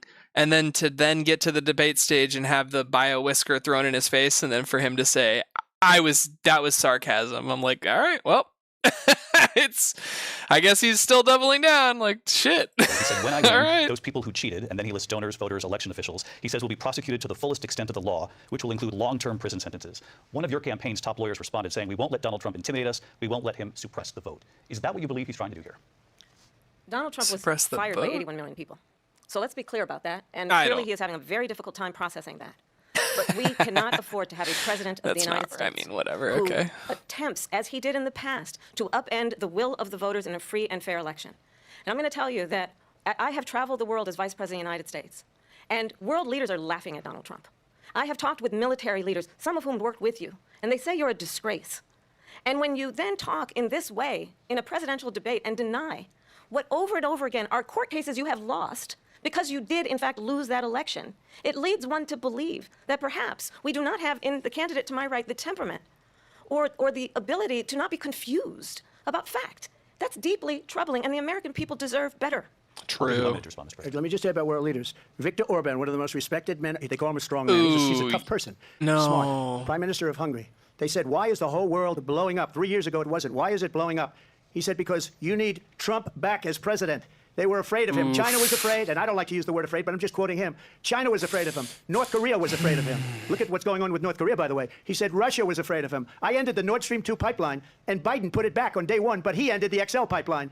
The XL pipeline in our country, he ended that, but he let the Russians build a pipeline going all over Europe and heading into Germany, the biggest pipeline in the world. Look, Viktor Orban, you're really gonna said it. He said the most respected, most feared person is Donald Trump. We had no problems when Trump was president, but when this weak, pathetic man that you saw at a debate just a few months ago, that if he weren't in that debate, he'd be running instead of her. She got no votes. He got 14 million votes. What you did, you talk about a threat to democracy. He got 14 million votes, and they threw him out of office. And you know what? I'll give you a little secret. He hates her. He can't stand her. But he got 14 million votes. They threw him out. She got 0 votes. And when she ran, she was the first one to leave because she failed. And now she's running. I'm sorry. I lost him. I lost him like a little bit ago. We had no problems when Trump was president. But when this weak, pathetic man that you saw at a debate just a few months ago, that if he weren't in that debate, he'd be running instead of her. She got no votes. He got 14 million votes. What you did, you talk about a threat to democracy. He got 14 million votes, and they threw him out of he's office. Trying to say. And you know what? I'll give you a little secret. He hates her. He can't stand her. But he got. So he's trying to say that Joe Biden got 14 million votes, but Kamala got 0 votes, and they're putting Kamala in as the Okay, I think I understand what he's saying, but the problem with that is when people were voting for Joe Biden, they were voting for Joe Biden and Kamala. So and a lot of those ballots have Joe Biden and Kamala on the ticket. So in a way, they were voting for her, and they were voting for his administration, and they were voting for the delegates that were going to go for his administration, and his administration includes her and any of the decisions that his administration makes. So I mean, I don't know. This whole oh, they didn't vote for her talking point is kind of bullshit. Got 14 million votes. They threw him out. She got 0 votes. And when she ran, she was the first one to leave because she failed. And now she's running. I don't understand it, but I'm okay with it because your time is I think up. we're going to do very well. We've got a lot more to get to. Turning now to the Israel-Hamas war and the hostages who are still being held, Americans among them. Vice President Harris, in December, you said, quote, Israel has a right to defend itself, but you added, quote, it matters how, saying international humanitarian law must be respected. Israel must do more to protect innocent civilians. You said that 9 months ago. Now an estimated 40,000 Palestinians are dead. Nearly 100 hostages remain. Just last week, Prime Minister Benjamin Netanyahu said there's not a deal in the making. President Biden has not been able to break through the stalemate. How would you do it? Well, let's understand how we got here. On October 7, Hamas, a terrorist organization, slaughtered 1,200 Israelis. Many of them young people who were simply I know a lot of women were horribly pro-Palestinians are not going to be happy with this I said then, I say now. Israel has a right to defend itself. We would. And how it does so matters. Because it is also true, far too many innocent Palestinians have been killed. Children, mothers. Yeah. What we know is that this war must end. It must end immediately, and the way it will end is we need a ceasefire deal and we need the hostages out. And so we will continue to work around the clock on that. Work around the clock, also understanding that we must chart a course for a two-state solution. And in that solution, there must be security for the Israeli people and Israel, and in equal measure for the Palestinians. But the one thing I will assure you always, I will always give Israel the ability to defend itself, in particular as it relates to Iran, and any threat that Iran and its proxies pose to Israel. But we must have a two-state solution where we can rebuild Gaza, where the Palestinians have security, self-determination, and the dignity they so rightly deserve.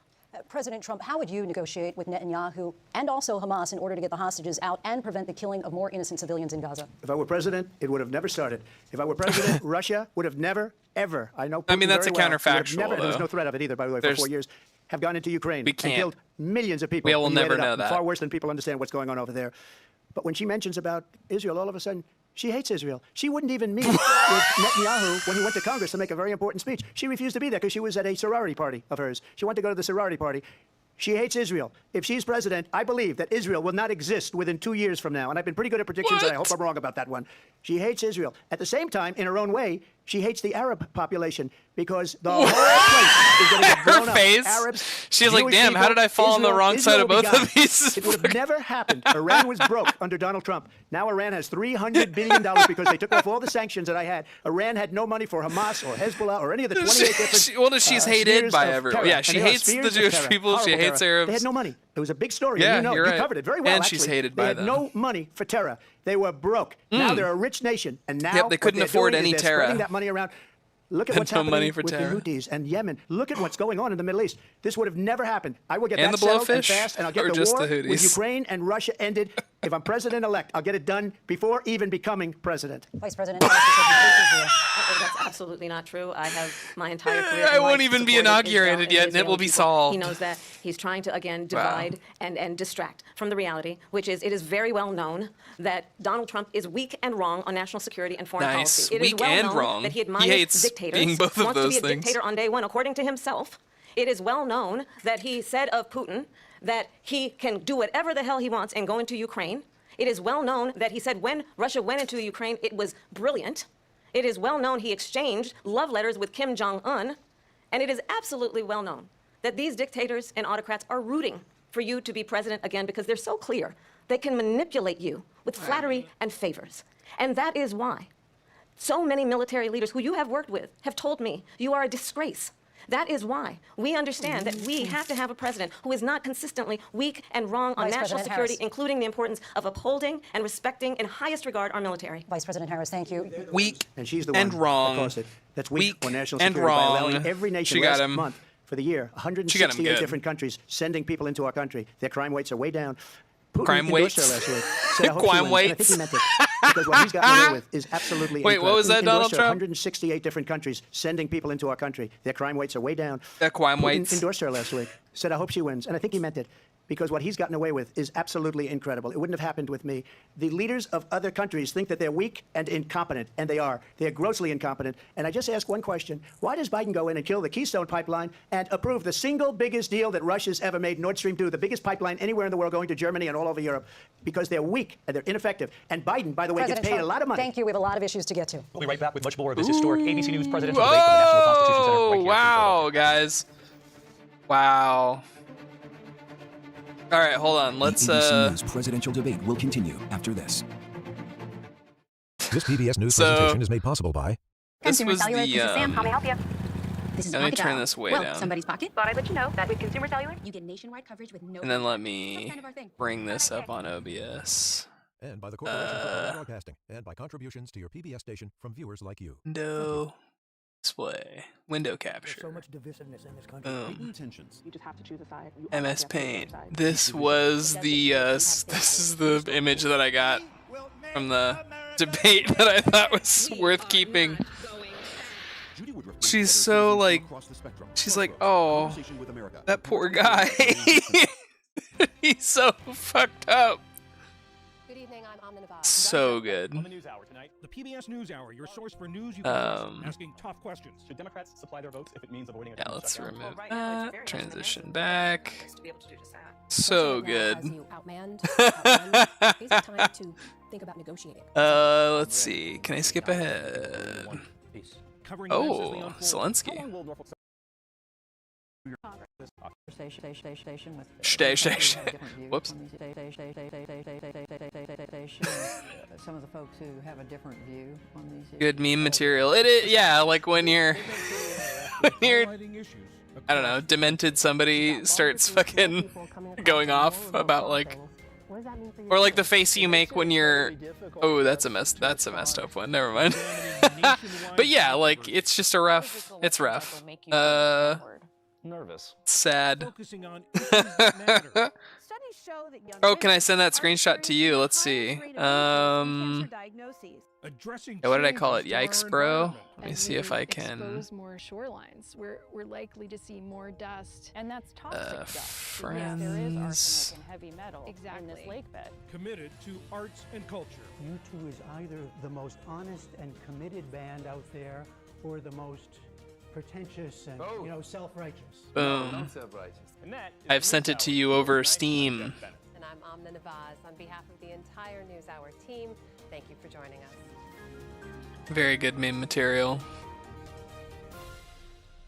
Majid Nawaz. Cool guy.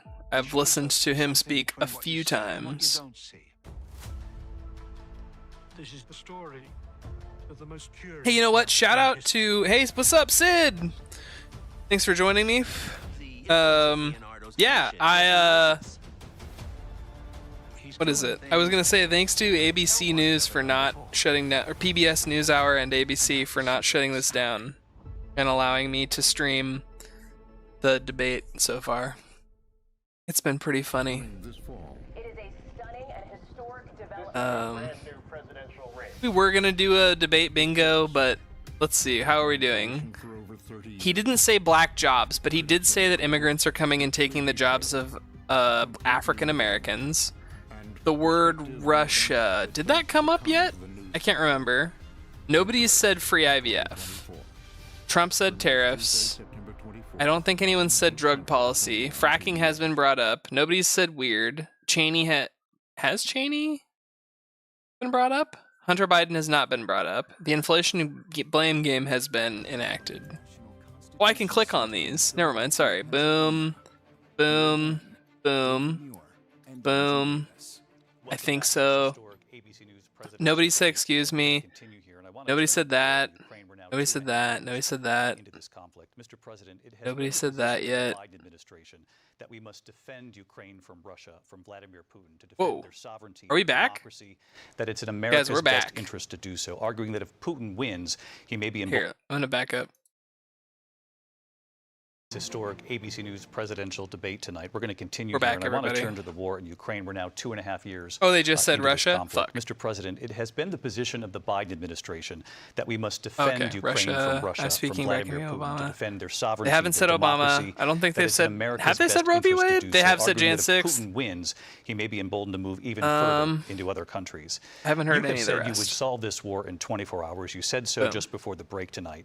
How exactly would you How? do that? And I want to ask you a very Explain. simple question tonight. Do you want Ukraine to win this war? I want the war to stop. I want to save lives that are being uselessly Answer the people question, being bro. killed by the millions. It's the millions. It's so much worse than the numbers that you're getting, which are fake numbers. Look, we're in for What? 250 billion or more because they don't ask Europe, which is a much bigger beneficiary to getting this thing done than we are. They're in for $150 billion less because Biden and you don't have the courage to ask Europe like I did with NATO. They paid billions and billions, hundreds of billions of dollars when I said, either you pay up or we're not going to protect you anymore. So that's maybe one of the reasons they don't like me as much as they like weak people. But you take a look at what's happening. We're in for 250 to 275 billion. They're into 100 to 150. They should be forced to equalize. With that being said, I want to get the war settled. I know Zelensky very well, and I know Putin very well. I have a good relationship, and they respect your president, okay? They respect me. They don't respect Biden. How would you respect him? Why? For what reason? He hasn't even made a phone call in 2 years to Putin. The way Hasn't she's looking spoken to at him anybody. sometimes They is don't even try hilarious. and get it. That is a war that's dying to be settled. I will get it settled before I even become president. If I win, when I'm president-elect, and what I'll do is I'll speak to one, I'll speak to the other, I'll get them together. That war would have never happened. And in fact, when I saw Putin after I left, unfortunately left because our country has gone to hell. But after I left, when I saw him building up soldiers, he did it after I left, I said, oh, he must be negotiating. It must be a good, strong point of negotiation. Well, it wasn't, because Biden had no idea how to talk to him. He had no idea how to stop it. And now you have millions of people dead, and it's only getting worse, and it could lead to World War III. Don't kid yourself, David. We're playing with World War III, and we have a president that we don't even know if he's... Where is our president? We don't even know if he's a president. And just to clarify they here... threw him out of a campaign like a dog. We don't even know. Is he Like a dog. But we have a president, Mr. President, that doesn't know he's alive. Your time is up. Doesn't Just to even clarify know the he's question, alive. Do you believe it's in the U.S. best interest for Ukraine to win this war? Damn. I think it's the U.S. best interest to get this war finished and just get it done. All right. Negotiate a deal, because we have to stop all of these human lives from being destroyed. I want to take this to Vice President Harris. I want to get your thoughts on support for Ukraine in this moment, but also as Commander-in-Chief, if elected, how would you deal with Vladimir Putin, and would it be any different from what we're seeing from President Biden? Well, first of all, it's important to remind the former president you're not running against Joe Biden, you're running against me. I believe the reason that Donald Trump says that this war would be over within 24 hours is because he would just give it up. And that's not who we are as Americans. Let's understand what happened here. I actually met with Zelensky a few days before Russia invaded, tried through force to change territorial boundaries, to defy one of the most important international rules and norms, which is the importance of sovereignty and territorial integrity. And I met with President Zelensky. I shared with him American intelligence about how he could defend himself. Days later, I went to NATO's eastern flank, to Poland and Romania. And through the work that I and others did, we brought 50 countries together to support Ukraine in its righteous defense. And because of our support, because of the air defense, the ammunition, the artillery, the javelins, the Abrams tanks that we have provided, Ukraine stands as an independent and free country. If Donald Trump were president, Putin would be sitting in Kyiv right now. And understand what that would mean, because Putin's agenda is not just about Ukraine. Understand why the European allies and our NATO allies are so thankful that you are no longer president. Yeah, Trump's argument would be that it wouldn't have started understand the importance under of the him. greatest military alliance the world has ever known, which is NATO, and what we have done to preserve the ability of Zelensky and the Ukrainians to fight for their independence. Otherwise, Putin would be sitting in Kyiv with his eyes on the rest of Europe, starting with Poland. And why don't you tell the 800,000 Polish Americans right here in Pennsylvania how quickly you would give up for the sake of favor and what you think is a friendship with what is known to be a dictator who would eat you for lunch. Vice President Harris, thank you. We've heard from both of you on Ukraine tonight. Afghanistan came up in the last hour. I wanted her to respond to something you said earlier, and please, I'll give you a minute here. Putin would be sitting in Moscow, and he wouldn't have lost 300,000 men and women, but he would have been sitting in Moscow. Quiet, please. He would have been sitting. Ooh, he should have said, "I'm speaking." That would have been much rough. happier than he is right now. That would have been crazy. But eventually, you know, he's got a thing that other people don't have. He's got nuclear weapons. They don't ever talk about that. He's got nuclear weapons. Nobody ever thinks about that. And eventually, maybe he'll use them, and maybe he hasn't been that threatening, but he does have that. Something we don't even like to talk about. Nobody likes to talk about it. But just so you understand, they sent her to negotiate peace before this war started. 3 days later, he went in and he started the war because everything they said was weak and stupid. They said the wrong things. That war should have never started. She was the emissary. They sent her in to negotiate with Zelensky and Putin, and she did. And the war started 3 days later. And that's the kind of talent we have with her. She's worse than Biden. In my opinion, I think he's the worst president in the history of our country. Happen? She goes down as the worst vice president in the history of our country. But let me tell you something. She is a horrible negotiator. They sent her in to negotiate. As soon as they left, Putin did the invasion. President Trump, thank you. You did bring up something. You said she went to negotiate with Vladimir Putin. Vice President Harris, have you ever met Vladimir Putin? Can you clarify tonight? Yet again, I said it at the beginning of this debate, you're going to hear a bunch of lies coming from this fellow. And that is another one. When I went to meet with President Zelensky, I've now met with him over 5 times. The reality is it has been about standing as America always should, as a leader, upholding international rules and norms. He still should have said, as a leader who shows I think it would have been way strength, funnier if he understanding would have said, that the alliances we have around the world are dependent on our ability to look out for our friends and not favor we can only get so our many enemies memes. because you adore strong men instead of caring about democracy. And that is very much what is at stake here. The President of the United States is commander-in-chief, and the American people have a right to rely on a president who understands the significance of America's role and responsibility in terms of ensuring that there is stability and ensuring we stand up for our principles and not sell them for the benefit of personal flattery. Very we talked interesting. About Ukraine and Vladimir Putin. I do want to talk about Afghanistan. Yeah, very interesting. In the first hour of this almost debate. neocon. I wanted to move on to Afghanistan. Like points that I feel like Trump she's did brought the up. most amazing thing I've been ever seen. He got these countries, the 28 countries at the time. Oh, he was talking that. Wait. Do you guys hear that? Move on to Afghanistan. Yeah, he was going in the first hour of this debate. I wanted to move on to Afghanistan. Said Trump did the most amazing thing I've ever seen. He got these they just turned the his 28 mic countries on. at the time to pay up. He said, I've never seen. He's the head of NATO. He said, I've never seen. For years, we were paying almost all of NATO. We were being ripped off by European nations, both on trade and on NATO. I got them to pay up by saying one of the statements you made before. I am kind of interested about the NATO thing. I feel like the only thing that I hear about that is like, ooh, it had a chilling effect on NATO, and it was like, yeah, but like people weren't paying their dues, and it's kind of important that they pay in the chaotic withdrawal from for like Afghanistan. their collective defense fund. Do you believe you bear any responsibility? So it'd be cool if they were like, I don't know, paying what they owe to that. Well, I will tell you, I agreed with President Biden's decision to pull out of Afghanistan. If they're not currently doing that, that's kind of fucked up. And I would say that to them. I'd be like, hey, man. And as a result, you owe America's us. taxpayers are not paying the $300 million a day we were paying for that endless war. And as of today, there is not one member of the United States military who is in active duty whoever they owe. in a I don't know combat what zone that in means. any war zone around the world, the first time this century. But let's understand how we got to where we are.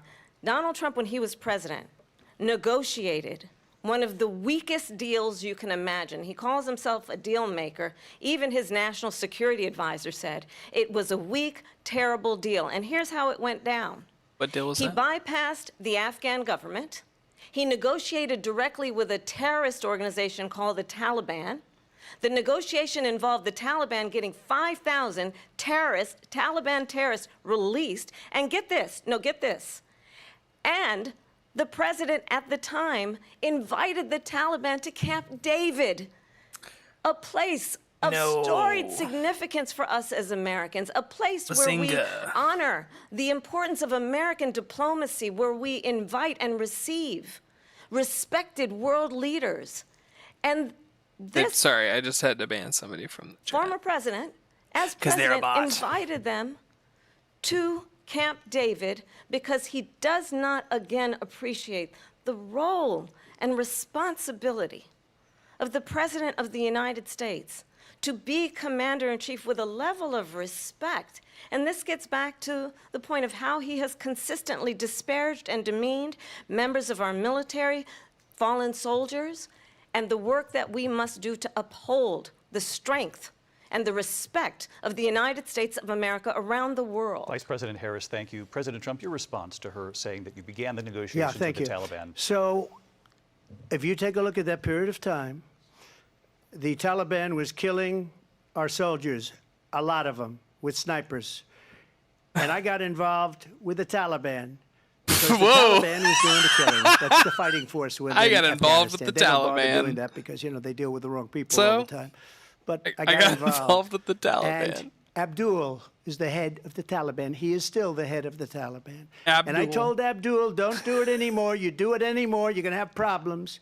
And he said, why do you send me a picture of my house? I said, you're going to have to figure that out, Abdul. And for 18 months, we had nobody killed. We did have an agreement negotiated by Mike Pompeo. It was a very good agreement. The reason it was good, we were getting out. We would have been out faster than them, but we wouldn't have lost the soldiers. We wouldn't have left many Americans behind, and we wouldn't have left $85 billion worth of brand new, beautiful military equipment behind. And just to finish, they blew it. The agreement said you have to do this, and they didn't do it. They didn't do it. The agreement was terminated by us because they didn't do what they were supposed to do. I want to move on. And these people did the worst withdrawal, and in my opinion, the most embarrassing moment in the history of our country. And by the way, that's why Russia attacked Ukraine, because they saw how incompetent she and her boss are. President Trump, thank you. Her boss. I want to move on now to race and politics in this country. Mr. President, you recently said of Vice President Harris, quote, I didn't know she was black until a number of years ago when she happened to turn black, and now she wants to be known as black. I want to ask a bigger picture question here tonight. Why do you believe it's appropriate to weigh in on the racial identity of your opponent? I don't, and I don't care. I don't care what she is. I don't care. You make a big deal out of something, I couldn't care less. Whatever she wants to be is okay with me. But those were your words. So I don't know. I mean, all I can say is I read where she was not black, that she put out, and I'll say that. And then I read that she was black, and that's okay. Either one was okay with me. It's okay. That's up to her. That's up to her. Vice President Harris, your thoughts on this? When have I said I'm not black? Honestly, I think it's a tragedy that we have someone she can be both black and Indian, believe it or not. Consistently over the course of his career attempted to use race to divide the American people. I do believe that the vast majority of us know that we have so much more in common than what separates us, and we don't want this kind of approach that is just constantly trying to divide us, and especially by race. And let's remember how Donald Trump started. He was he owned buildings, and he was investigated because he refused to rent property to black families. Let's remember, this is the same individual who took out a full-page ad in the New York Times calling for the execution of 5 young black and Latino boys who were innocent, the Central Park 5.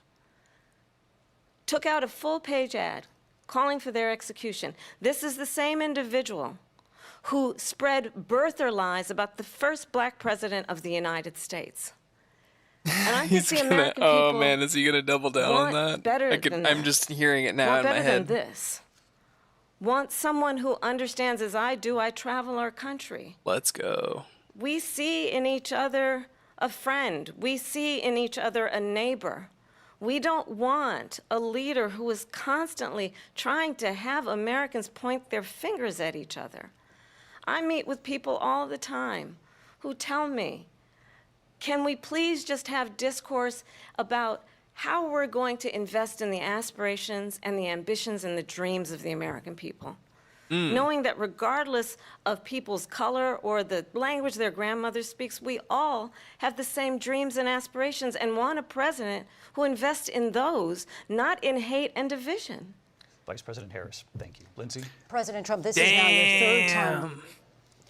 This is the most divisive presidency in the history of our country. Did you just cut off for wait? They're destroying our Third time.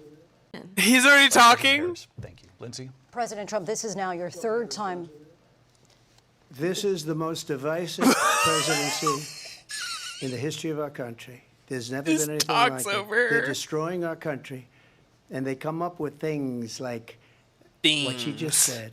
Like whatever she just said. Bloomberg agreed with me on the Central Park Five. They admitted, they said, they pled guilty. And I said, well, if they pled guilty, they badly hurt a person, killed a person ultimately. And if they pled guilty, then they pled, we're not guilty. But this is a person that has to stretch back. What? When he hurt a person, killed a person ultimately.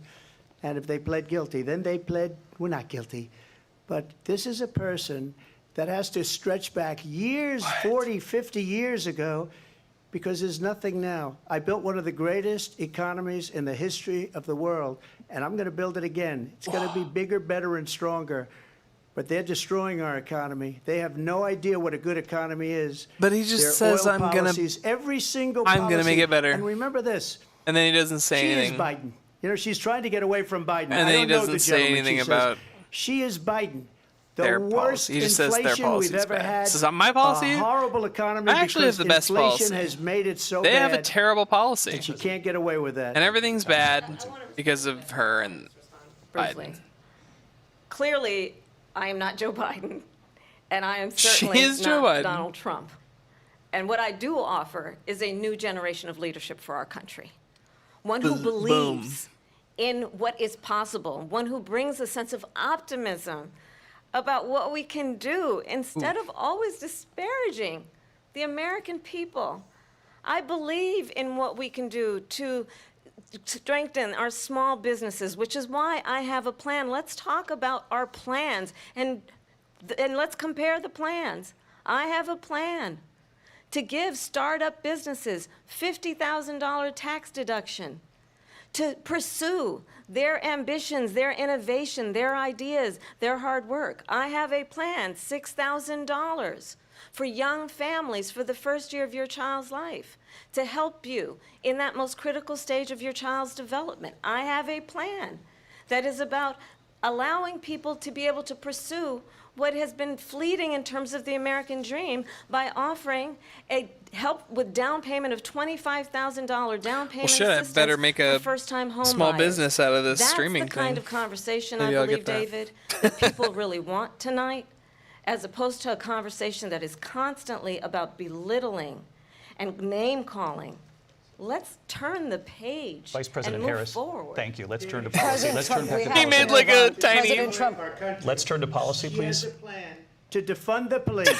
She has a plan to confiscate everybody's gun. President Trump, she has a plan to on to not other allow issues. fracking in Pennsylvania or anywhere else. Okay. That's what her That's plan not is true. until That's she definitely is not resigned. true. Lindsay, President Trump, No, the President former Trump. president has said No, I'm something. sorry. Well, I don't know if that's I'm sorry. We're definitely going not to true. move on, Vice One President time Harris. to what he has President said Trump, this multiple is times. now No, your third no, time running stop. for president. You have long vowed to repeal and Thank replace the Affordable Care Act, also known as Obamacare. You have failed to accomplish that. You now say say you're going to keep Obamacare, quote, unless we can do something much better. Correct. Last month, you said, quote, we're working on it. So tonight, 9 years after you first started running, do you have a plan, and can you tell us what it is? Obamacare was lousy health care. Always was. It's not very good today. And what I said, that if we come up with something, and we are working on things, we're going to do it, and we're going to replace it. But remember this.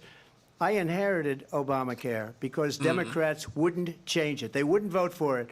They were unanimous. They wouldn't vote to change it.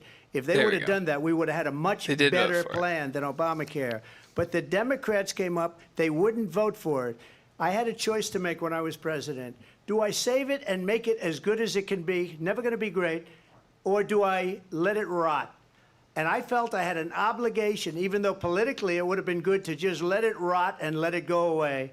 I decided, and I told my people, the top people, and they're very good people. I have a lot of good people in that administration. The best people. We read about the bad ones. Very some good real people. Bad ones too, and so do they. They have really bad ones. The difference is they don't get rid of them. But let me just explain. I had a choice to make. Do I save it got just and make off it on as this good as it can tangent. be, or do I let it rot? They've got bad and I people. saved it. I did the They have right a lot of thing. bad people. But it's still never going So to many be bad great, and it's people. too expensive for people. Wait, and what I we need to will get back to what I was do talking is we're about, looking please. at different plans. If we can come up with a plan that's going to cost our people, our population, less money and be better health care than Obamacare, then I would absolutely do it. But until then, I'd run it as good as it can be run. So just yes or no, you still do not have a plan. I have concepts of a plan. I'm not president right now. But if we come up with something, I would only change it if we come up with something that's better and less expensive. And there are concepts and options we have to do that. And you'll be hearing about it in the not-too-distant future. Vice President, as in 2017, you supported Bernie Sanders' proposal to do away with private insurance and create a government-run health care system. 2 years later, you proposed a plan that included a private insurance option. What is your plan today? Well, first of all, I absolutely support, and over the last 4 years as vice president, private health care options. But what we need to do is maintain and grow the Affordable That's Care very Act. funny. I'll get to that, Lindsay. I just need to respond to a previous point that the former president has made. I've made very clear my position on fracking. And then this business about taking everyone's guns away. Tim Walz and I are both gun owners. We're not taking anybody's guns away. So stop with the continuous lying about this stuff. As it relates to the Affordable Care Act, understand, just look at the history to know where people stand. When Donald Trump was president, Mom voice. 60 Hit him times with the mom voice. he tried to get rid of the Affordable Care Act. 60 times. I was a senator at the time. Donald, please stop. I will never forget the early morning hours when it was up for a vote in the United States This is kind of Senate, interesting. and I'm sorry to just kind of distract from what she's saying, but like he's wearing the red, white, and blue pin, and she's just wearing a gold pin. Interesting. I wonder what the thought is behind that, or if there is one. great John McCain, who you have disparaged as being, you don't like him, you said, at the time because he got caught. He was an American hero. It was The a late, joke. That great was John a joke. McCain, I will never forget that night. That was a bad Walked joke. onto the Senate floor and said, no, you don't. No, you don't. No, you don't get rid of the Affordable what is the Care Act. gold? You have no plan. And what the Affordable Care Act has done is What does the eliminate gold the mean? ability of insurance companies to deny people with pre-existing conditions. I don't have to tell the people watching tonight, you remember what that was like? Remember when an insurance company could deny if a child had asthma, if someone was a breast cancer survivor, if a grandparent had diabetes? And thankfully, as I've been vice president and we over the last 4 years have strengthened the Affordable Care Act, we have allowed for the first time Medicare to negotiate drug prices on behalf of you, the American people. Donald Trump said he was going to allow Medicare to negotiate drug prices. He never did. We did. And now we have capped the cost of insulin at $35 a month. Since I've been vice president, we have capped the cost of prescription medication for seniors at $2,000 a year. And We've when I am done the president, stuff that we he will said do he that was for gonna all do. people, understanding that the value I bring to this is that access to health care should be a right and not just a It's actually kind of crazy. I feel like multiple of her points have been his points. Not get rid of it. Many of the things, or like things that I would expect him to say. I want to move to an issue very that's interesting. important for a You lot made a of mistake. Number one, John McCain fought Obamacare for 10 years. But it wasn't only him. It were all of the Today's Democrats are that kept it going. And you know what? We could do much better than Obamacare. It's weird, much man. Less Today's money. Democrats are But like she further won't to the improve right private than insurance yesterday's for people, Democrats, and private it's medical weird. insurance.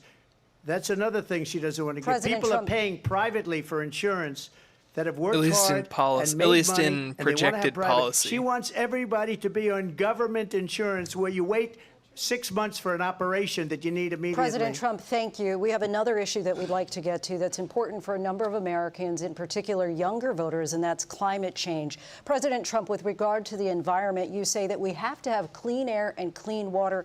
Vice President Harris, you call climate change an existential threat. The question to you both tonight is, what would you do to fight climate change? And Vice President Harris, we'll start with you. 1 minute for you each. Well, the former president had said the climate change is a hoax. And what we know is that it is very real. You ask anyone who lives in a state who has experienced these extreme weather occurrences, who now is either being denied home insurance or it's being jacked up. You ask anybody who has been shit's all jacked up. the victim of what that means in terms of losing their home, having nowhere to go.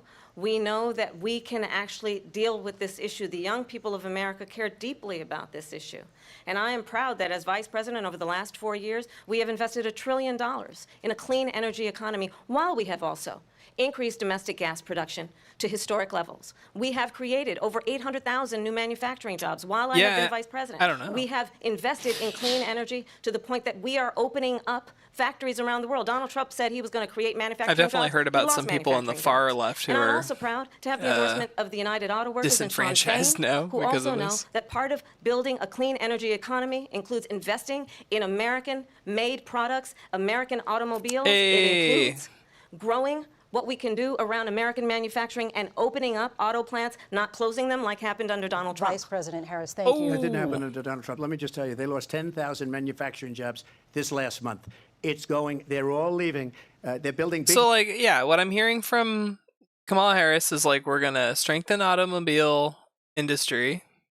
We're going to, lower taxes on the middle class. We're going to increase the small business credit. We're going to help people with a child tax credit. We're like doing all this stuff, and all of this is stuff that I would expect like Donald Trump to be wanting to do.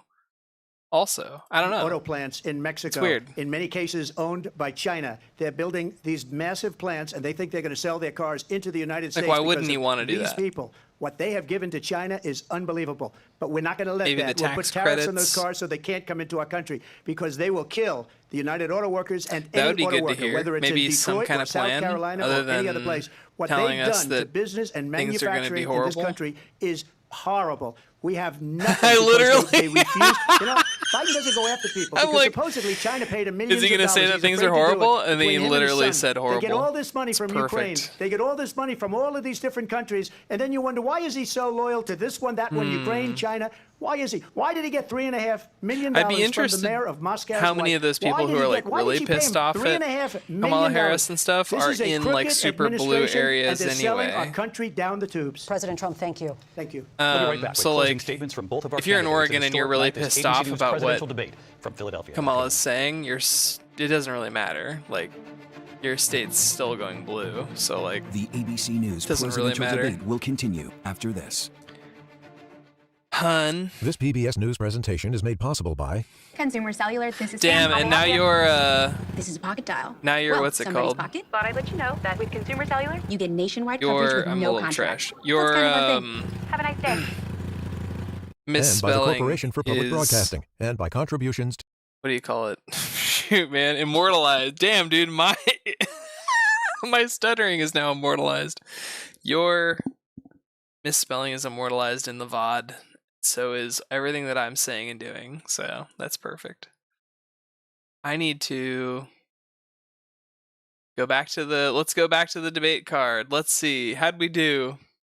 Did we get any? No, excuse me. No childcare costs. Did we hear childcare costs? I think that was something that Kamala said. I haven't heard weird. I haven't heard perfectly innocent or Roe v. Wade. I haven't heard free IVF. The mods have not been accused of being unfair. Childless Kelly, nope. Hunter Biden, nope. Nope. Nope. No. I don't. No, she still hasn't said that. And nope, drug prices have been said, though. Prescription drug prices. So, oof, we're close. We're getting there. Talked about Project 2025. Did that actually get dropped? Oh, shit. Thank you, Dr. Misclicks. I don't know where I'd be without you. Way surprised not to hear Hunter Biden. True. True. All right, I'm gonna... What the fuck? He's a hero. I'm gonna leave it on this, and I'm gonna use the restroom real fast. But I have to pee so bad.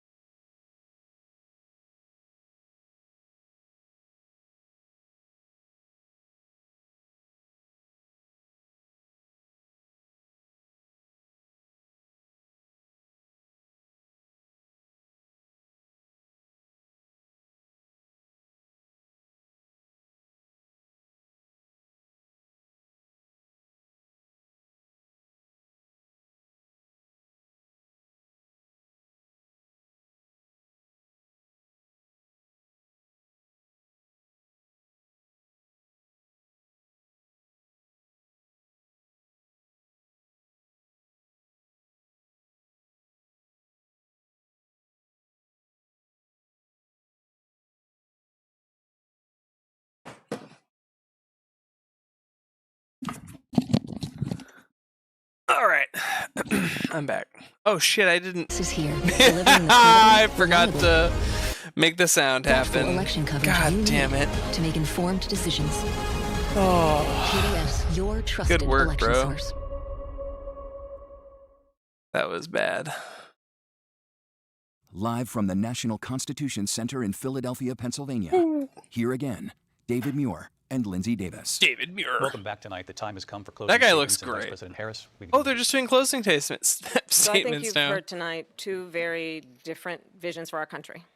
True. One that is focused on the future, and the other that is focused on the past, and an attempt to take us backward.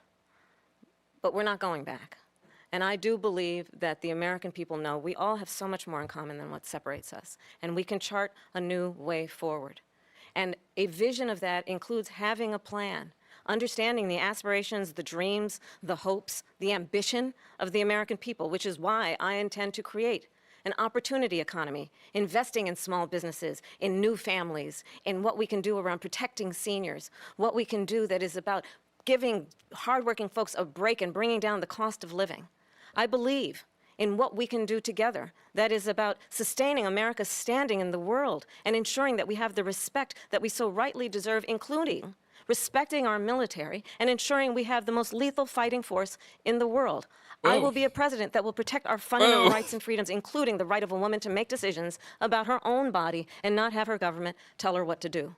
I'll tell you, I started my career as a prosecutor. I was a DA, I was an attorney general, a United States senator, and now vice president. I've only had one client, the people. And I'll tell you, as a prosecutor, I never asked a victim or a witness, are you a Republican or a Democrat? The only thing I ever asked them, are you okay? And that's the kind of president we need right now. Someone who cares about you and is not putting themselves first. I intend to be a president for all Americans and focus on what we can do over the next 10 and 20 years to build back up our country by investing right now in you, the American people. Vice President Harris, thank you. President Trump? So she just started by saying she's going to do this, she's going to do that, she's going to do all these wonderful things. Why hasn't she done it? She's been there for 3.5 years. They've had 3.5 years to fix the border. They've had 3.5 years to create jobs, and all the things we talked about. Why hasn't she done it? She should leave right now, go down to that beautiful White House, go to the Capitol, get everyone together and do the things you want to do, but you haven't done it, and you won't do it because you believe in things that the American people don't believe in. You believe in things like we're not going to frack, we're not going to take fossil fuel, we're not going to do things that are going to make this country strong, whether you like it or not. Germany tried that, and within 1 year they were back to building are going to make this country strong energy plants. We're not ready for it. We can't sacrifice our country for the sake of bad vision. But I just ask one simple question. Why didn't she do it? We're a failing nation. We're a nation that's in serious decline. We're being laughed at all over the world. All over the world they're laughed. I know the leaders very well. They're coming to see me. They call me. We're laughed at all over the world. They don't understand what happened to us as a nation. We're not a leader. We don't have any idea what's going on. We have wars going on in the Middle East. We have wars going on with Russia and Ukraine. We're going to end up in a third world war, and it'll be a war like no other because of nuclear weapons, the power of weaponry. I rebuilt our entire military. She gave a lot of it away to the Taliban. She gave it to Afghanistan. What these people have done to our country, and maybe toughest of all, is allowing millions of people to come into our country. Many of them are criminals, and they're destroying our country.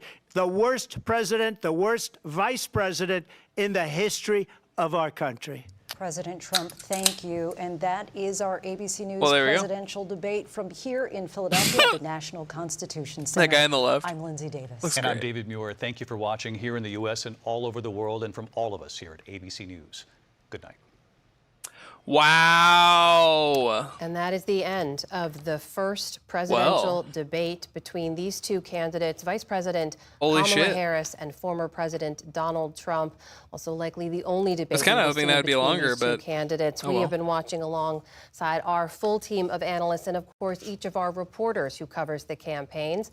Laura Barone-Lopez has been reporting on the Harris campaign, and Lisa Desjardins on the Trump campaign. I want to begin with you two before we turn to everyone else here, and let's just get your quick takeaways. The candidates' work here is over now. The surrogates and the campaigns take over. What are you hearing from them in terms of how they saw the debate and their takeaways? Laura? Well, yeah, it was feeling really good about this that was certainly something. They did a number of things that she wanted to do going I don't know in, what to say. Which was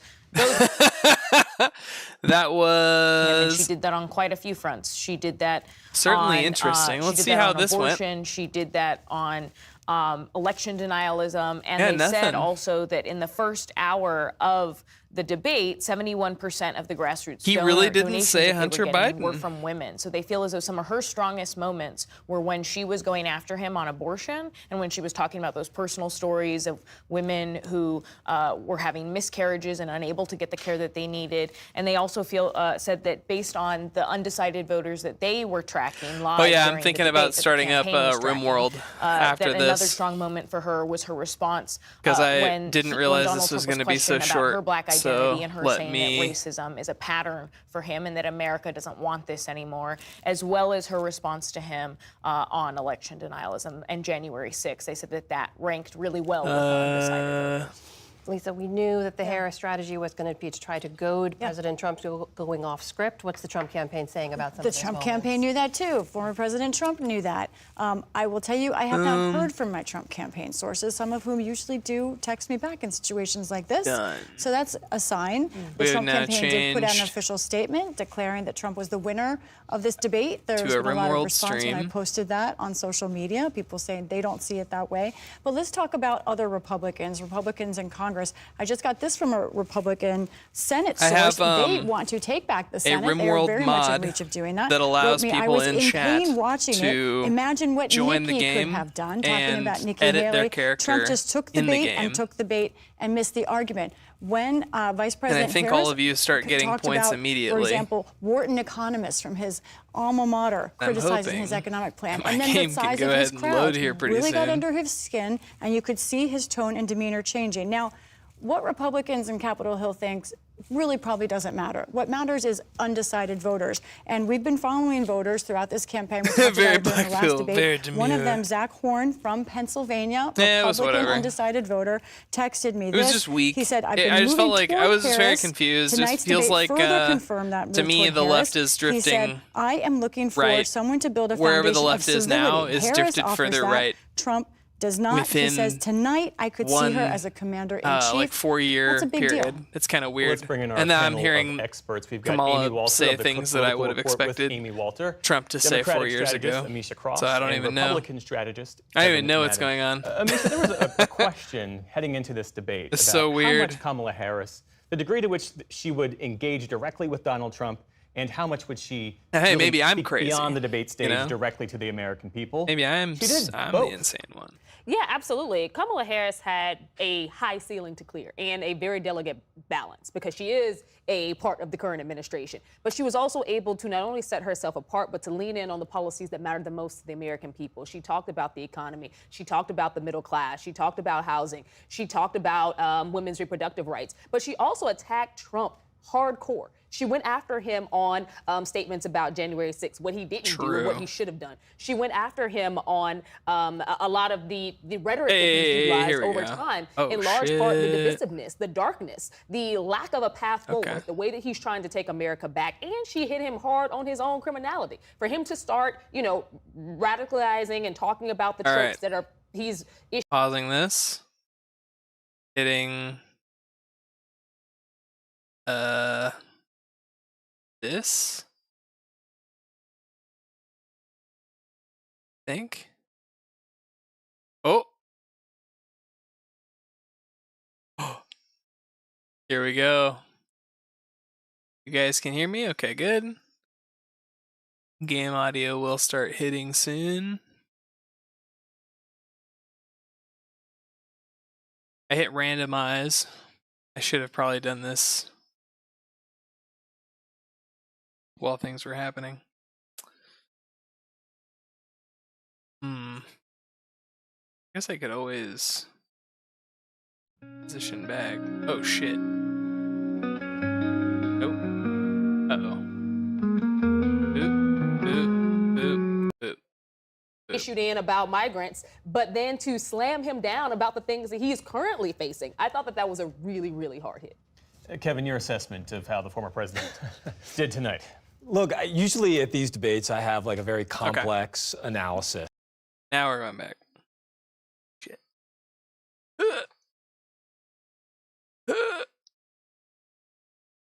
Boom, boom, boom, boom. Now, if you'd like to join, you can type, I think it's exclamation point buy pawn.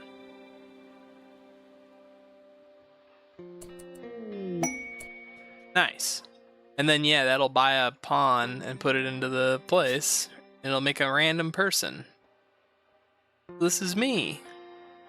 Wow, I have crazy high mining skill and construction skill. That's cool.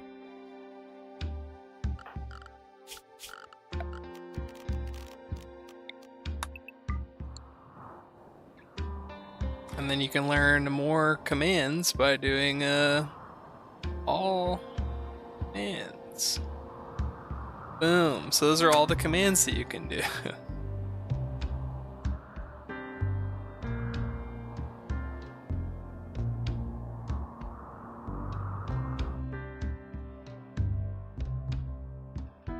Right? Isn't that pretty cool? We should line that.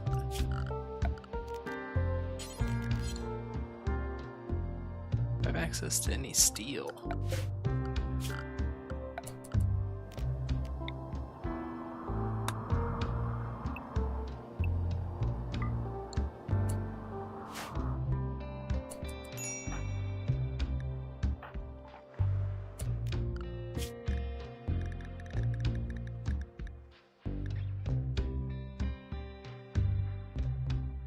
Oh yeah, and check out This will tell you how many points you have.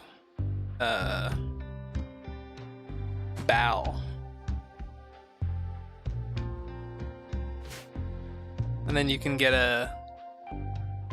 some like prices and stuff for different things that you can do. You can even call in raids with that.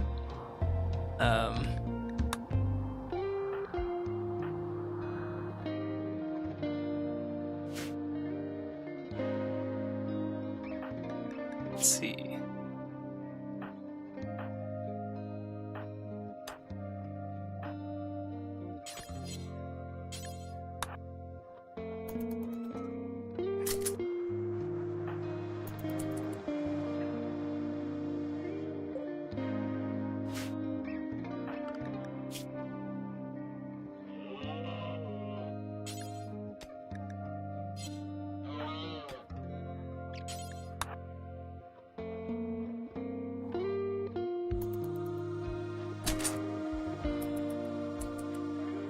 A Gauss rifle.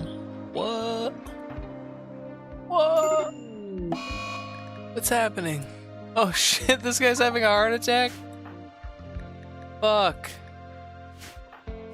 That's not good. This guy is fucked. I don't have anything. We're in the middle of a nothing. Plain. Let's chop down everything in this area. And let's have people cut plants.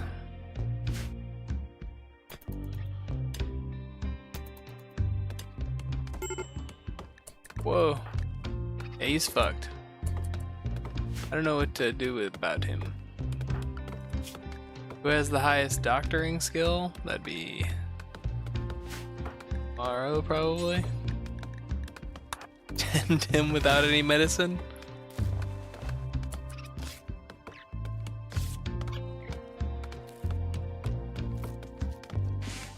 Oh yeah, you need to buy a pawn in order to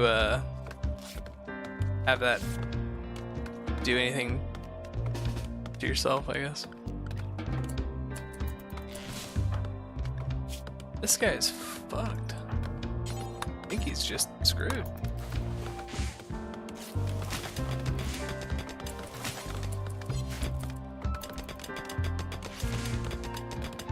He's trying so hard to help. Oh, this guy died. Okay, we've lost Gamixos.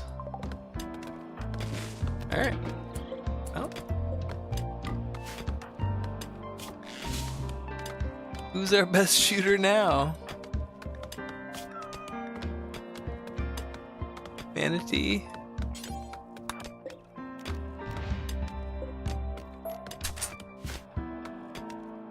Shit. F in chat. Yeah, dude. Thank you. That guy is dead. What's my guy up to? Oh, my guy's mining. Great.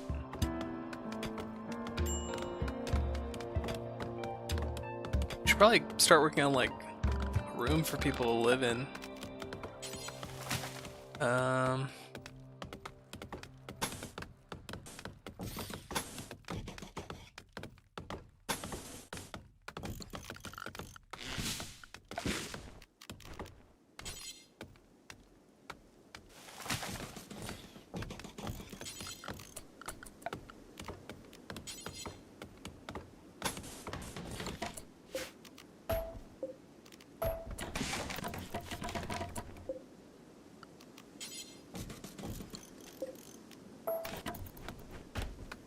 Go, go, go.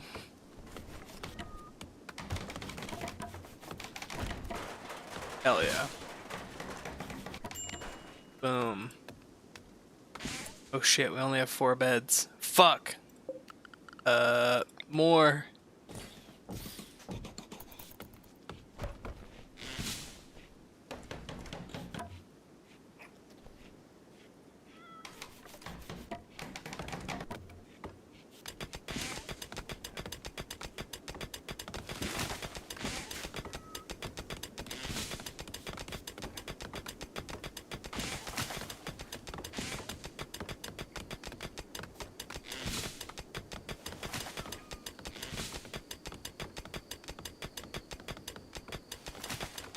So then let me see. With my points, so I have slow learner.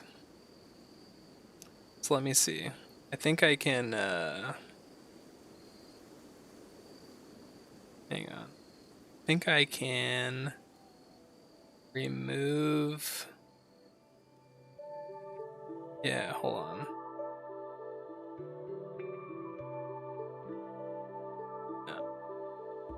Move passion, slow learner. Oh shit, that's not what I meant.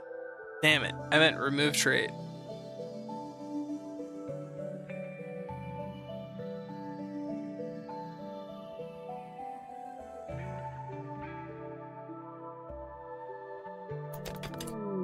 Oh! So now I no longer have slow learner.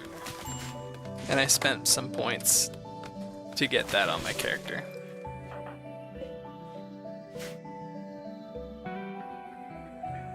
Can't believe that guy died of a heart attack so fast. he was such a good pawn. He had such good shooting skill. That sucks so bad.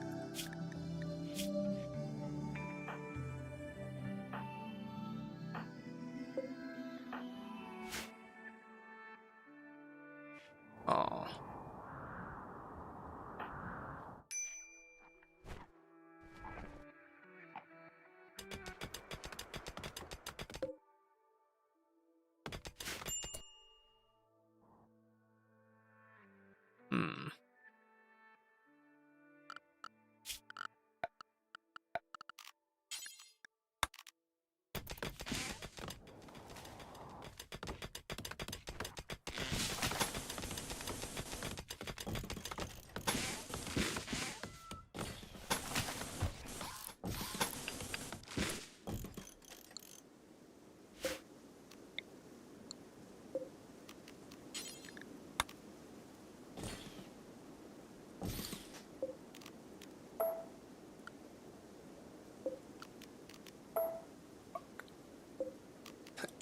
Shit.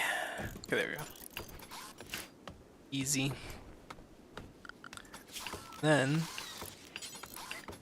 we build a freaking steel column. Oh wow, look how almost perfect that was.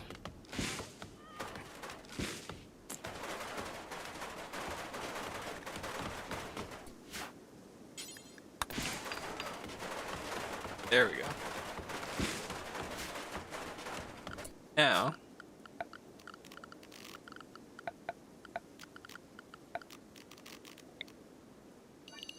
make that a stockpile.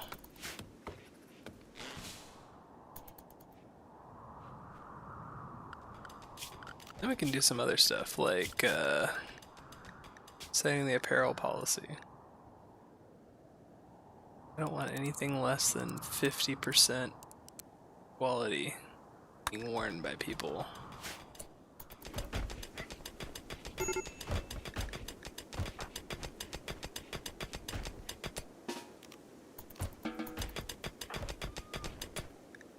You should have additional thing to do.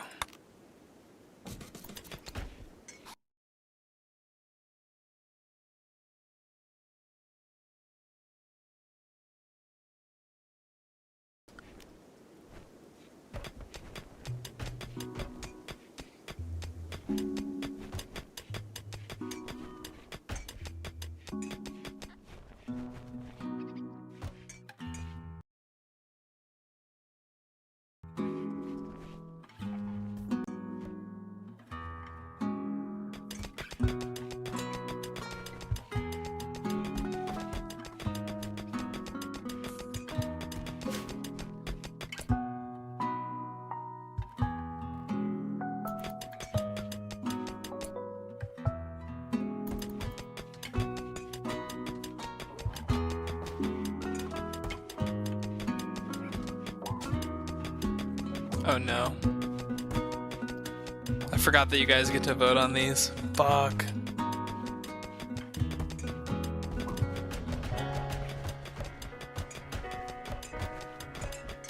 I guess I'd rather have gut worms.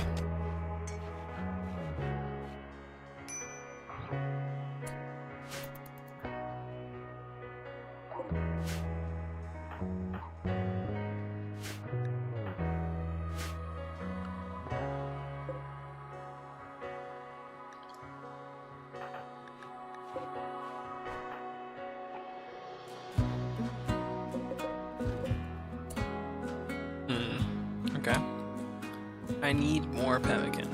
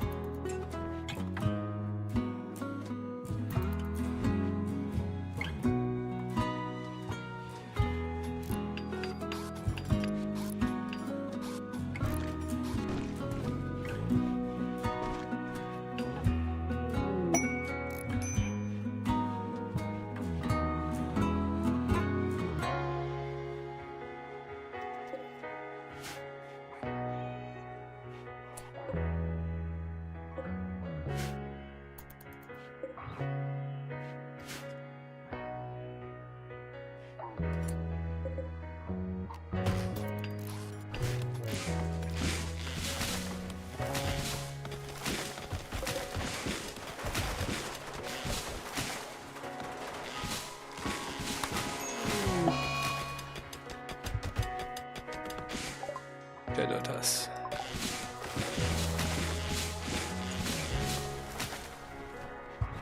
Bummer. Getting those gut worms.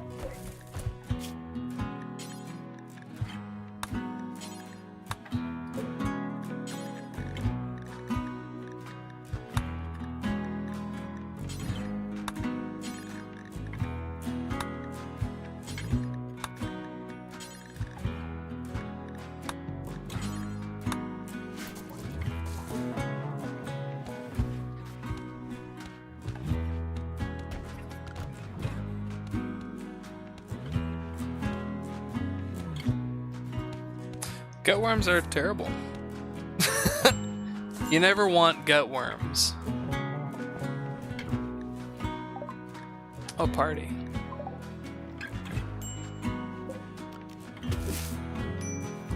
Bearberries. You'd call them berries.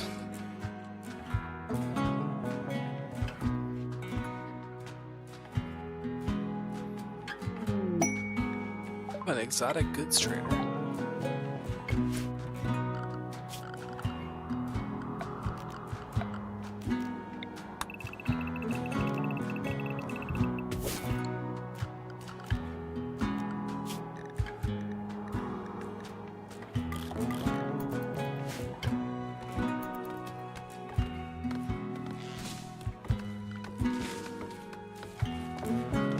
Harvest everything.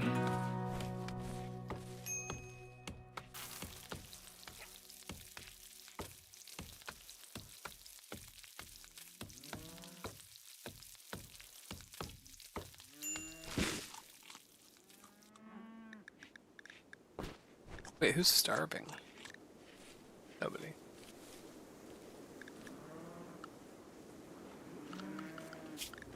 Who is my best speaker? Komaru. Can you do me a favor and trade with them?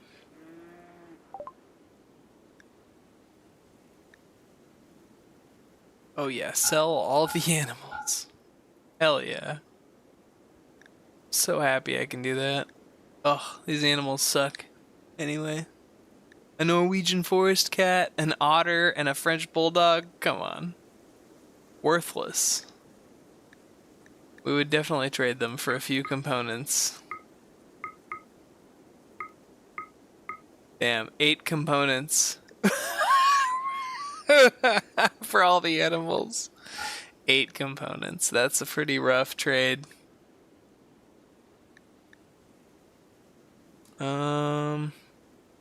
How much gold can I get?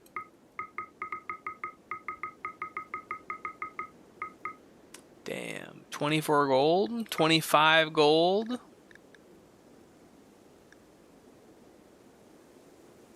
The Metal Blood Heart. Oh, a ghoul upgrade.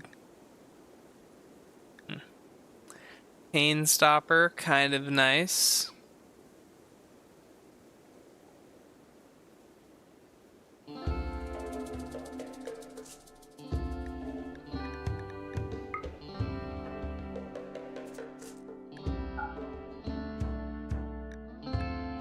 Just take the money.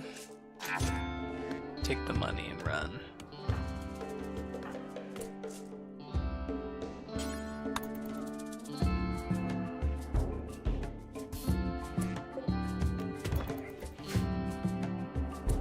Right, I need a place to actually haul it to.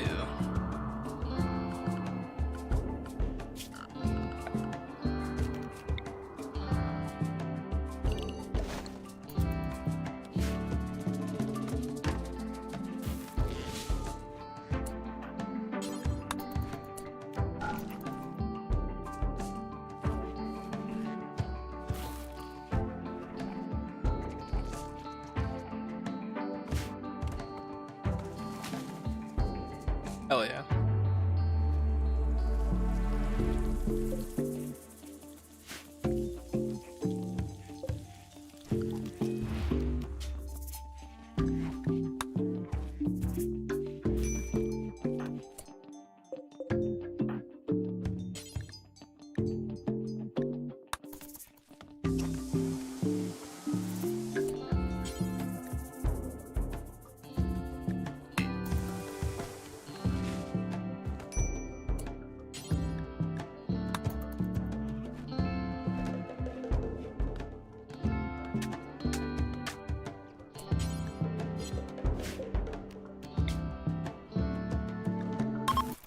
Hell yeah, let's go.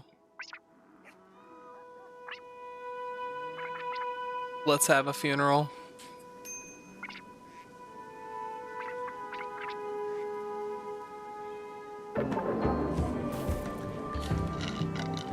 Damn, lackluster, -1 to everyone involved.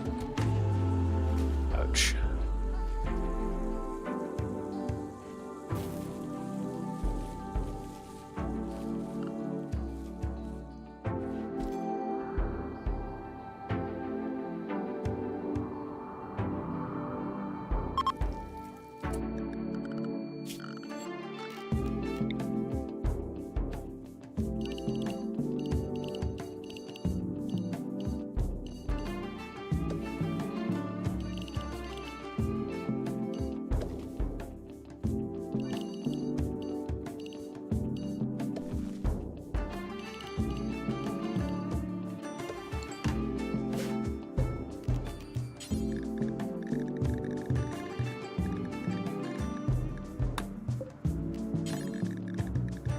Make rice. We make cotton.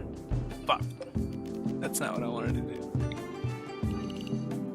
Yeah. We make... Come on. Steel root. And... some kind of tree, right? Alright, what's a common tree? Oak.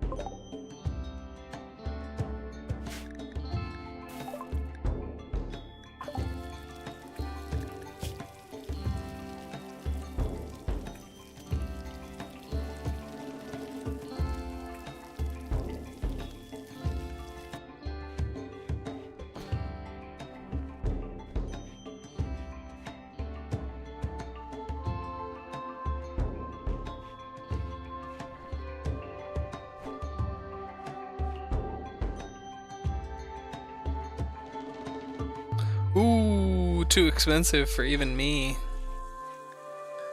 That is a very expensive move, I guess. Getting rid of one trait and replacing it with another. Not only just another trait, but a very good trait like that.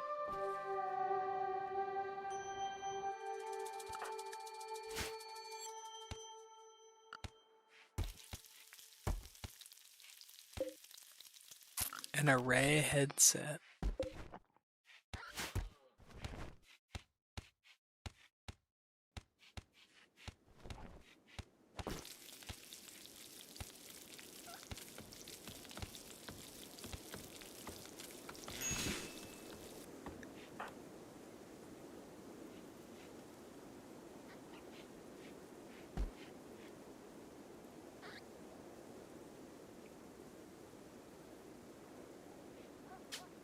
Oh shit.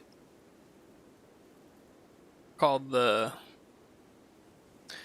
Weed Warriors. This is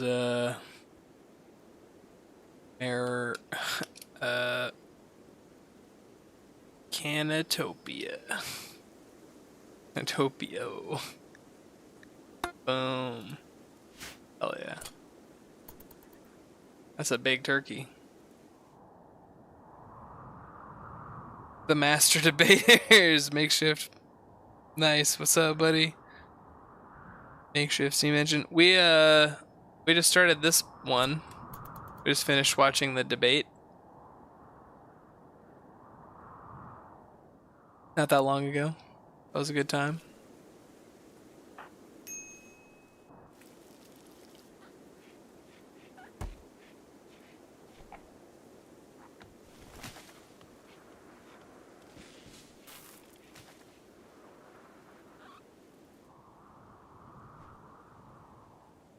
The Master Debaters. Taylor Swift just publicly endorsed Harris. Did that actually just happen, or is this a meme? Uh-oh. Which invasion event should happen? Small raid, big mechanoid raid, or a big siege? Oh, okay, good. Whew. Oh, sorry, makeshift steam engine. I'm sorry that politics do that to you.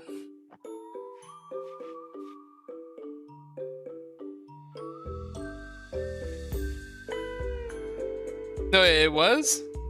Oh my god, it is real. Is real. Lol. 2, big mechanoid raid. How could you do that to me?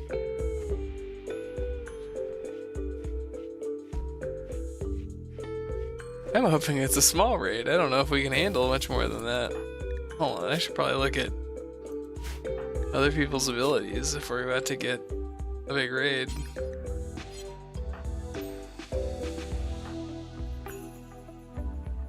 I got nothing, man. Maybe I should have that. Maybe this guy should get.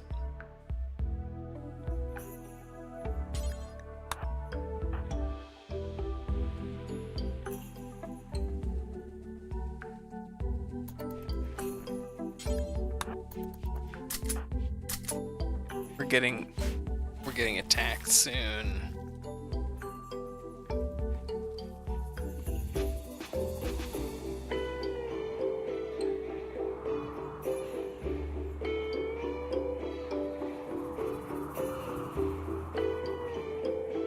See what happens.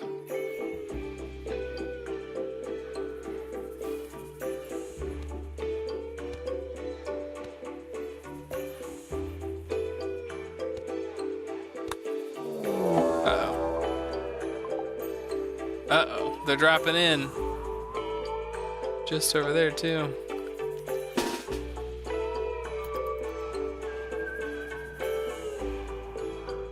It's one guy. He's running away. Oh, it's one mechanoid. That's a big mechanoid raid to them? That seems like y'all got robbed. Whoever voted for big mechanoid raid.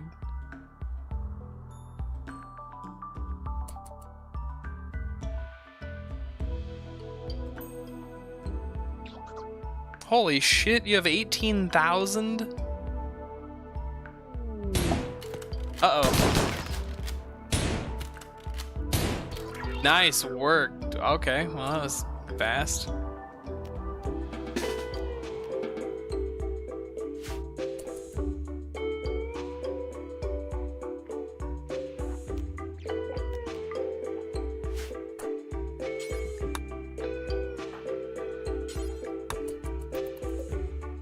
Easy. Chocolate. Chocolate! Chocolate! I love chocolate.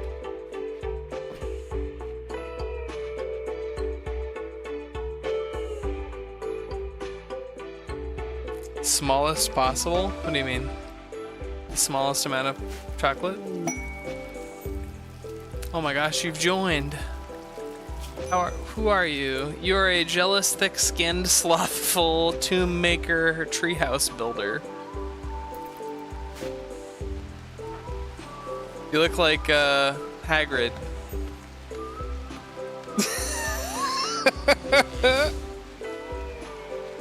Hot Pocket.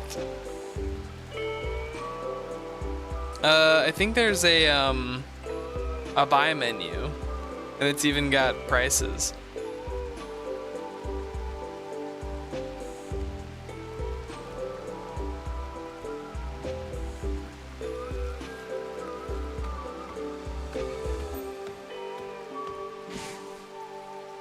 Then I think it's like, wait,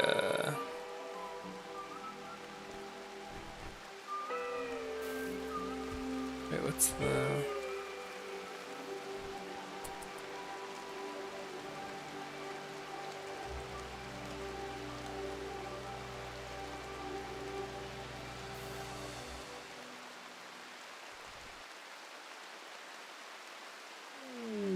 Is it... Wait, where's the... Huh. Yeah, where's the list? Interesting.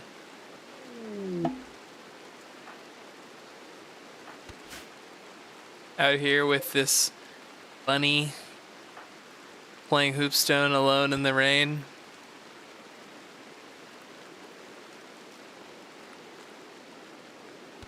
What am I up to? I'm just going to bed.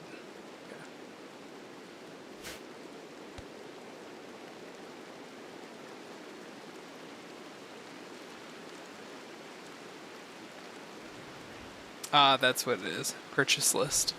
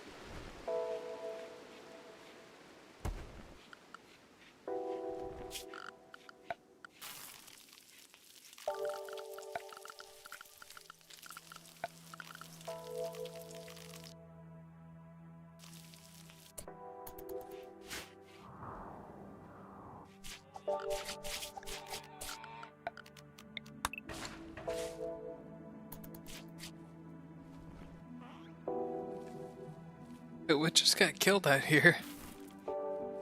What the hell?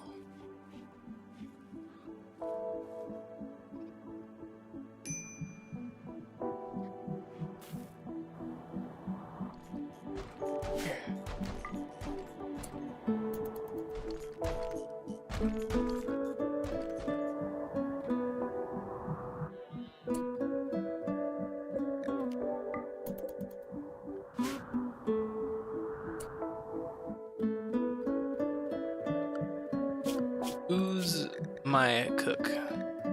Manatee. Can you please prioritize butchering? Uh-oh. Ancient danger. That's fine.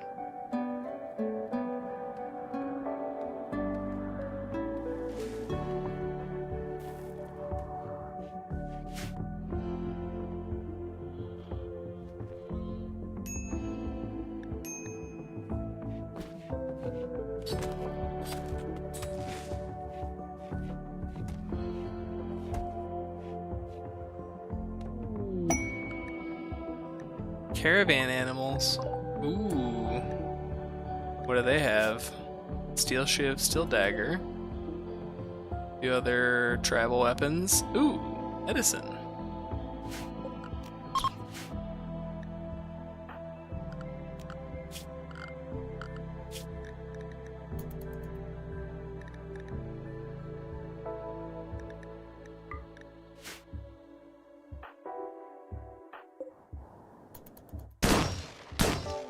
Oh shit. Oh, manatee. Things just got real.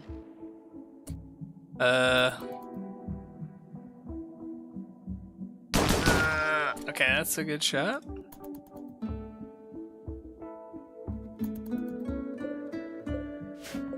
This guy's getting fucked up.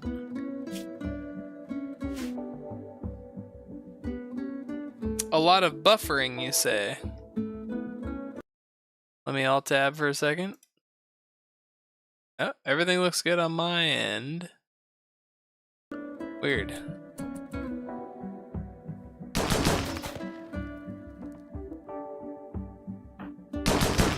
Ooh.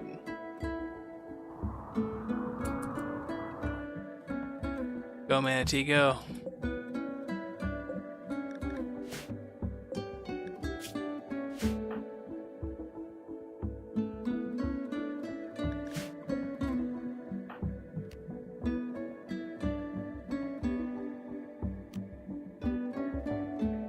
Here we go. Ooh, that's another hit. You hit in the leg. No?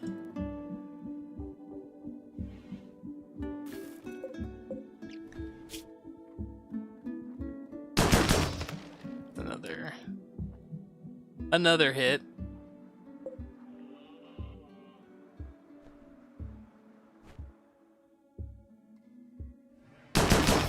There it is.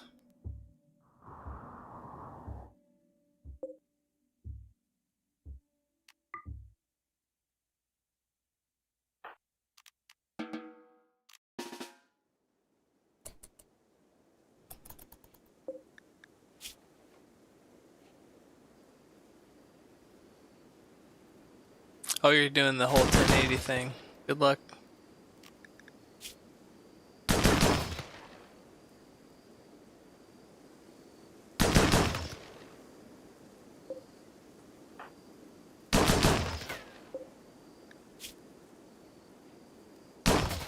Dead.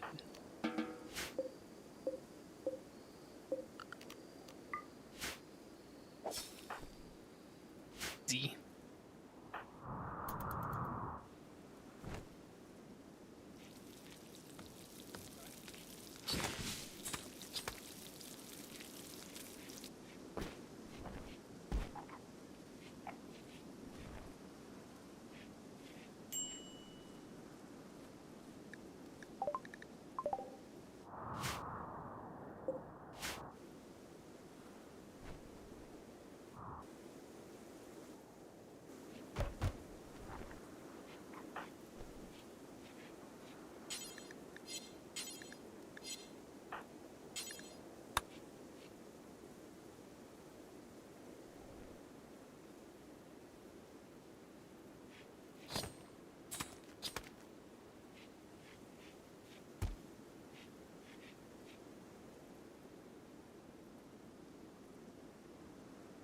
Y'all ready for this? Can't we can lower it when you get affiliate, right? What do you mean? Lower the stream quality? Question mark.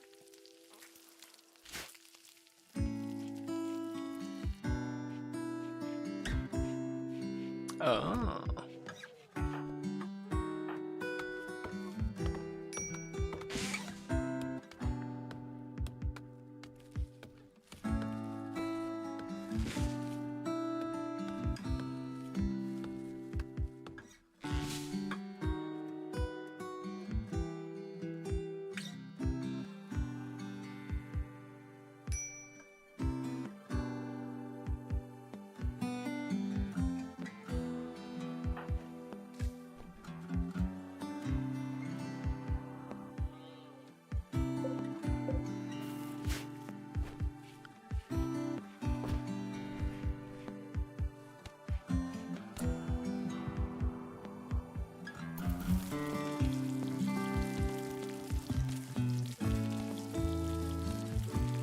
Down from 1080 to 720. I don't know. Let's see.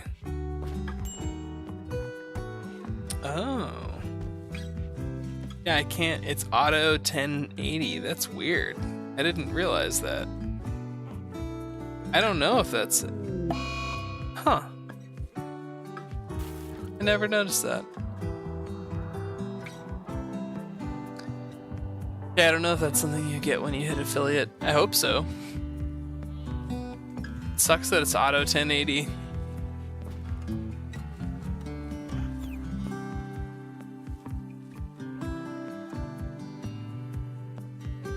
I'm just lucky because I have 5G wherever I go these days.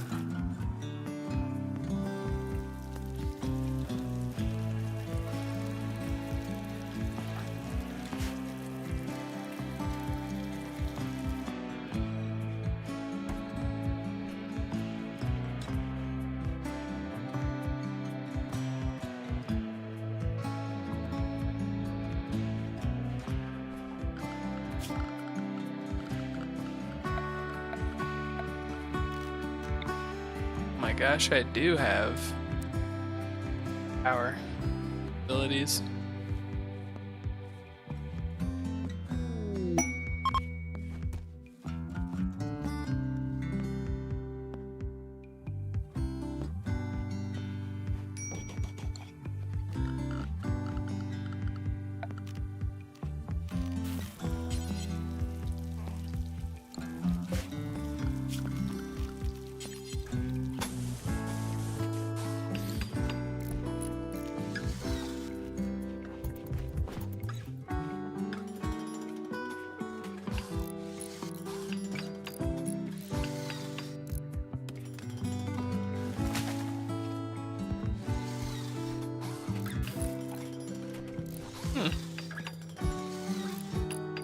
Yeah, this is just a RimWorld soundtrack.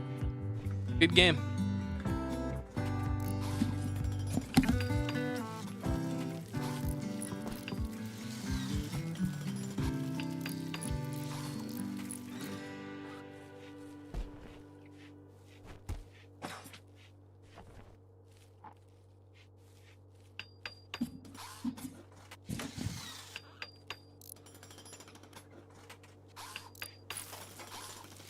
Man, that debate sure was something. No, I'm kidding. Sorry. Sorry to our non-political people.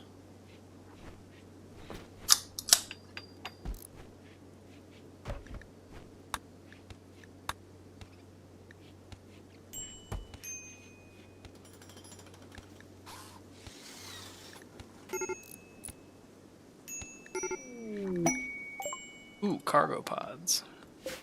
Carrots.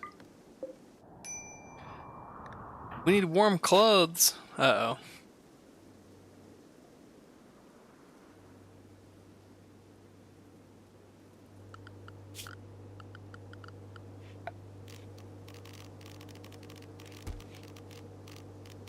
Oh, we don't have a... Okay. That's not good. Do we have that as an ability to research? Air conditioning. We should definitely be doing. Who's our researcher? I don't know. But if everybody except the worst people could be on it, that'd be great.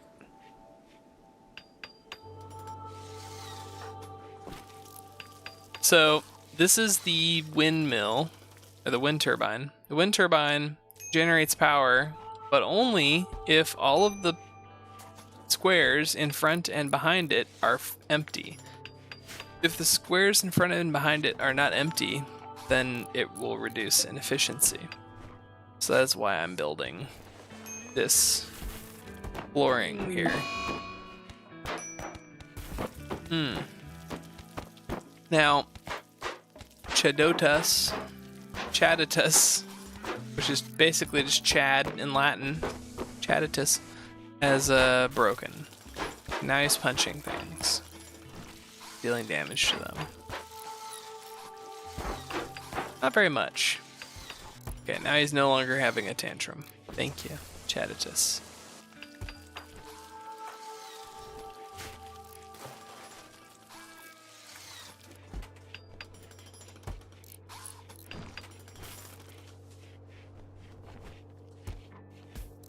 Thank you, Makeshift Steam Engine, for working on the flooring here. Very helpful of you.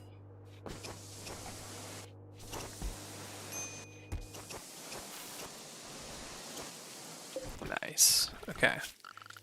So now, need someone to work on the research bench.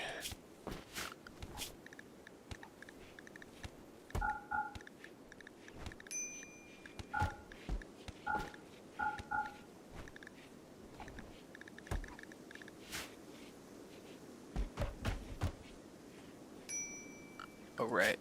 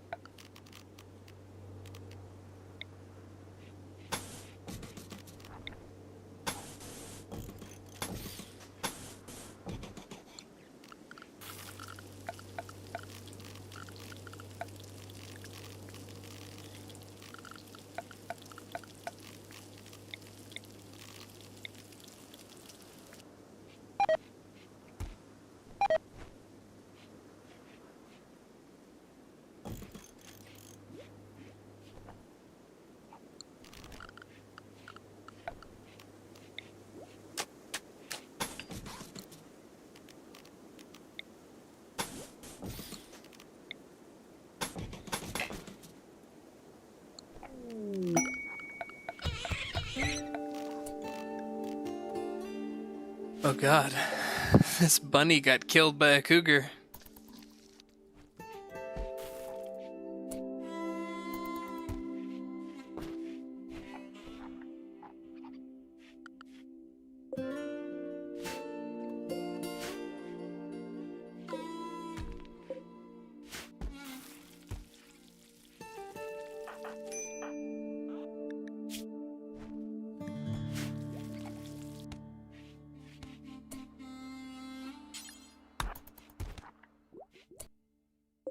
Whoa! BDW. Camaro should have that.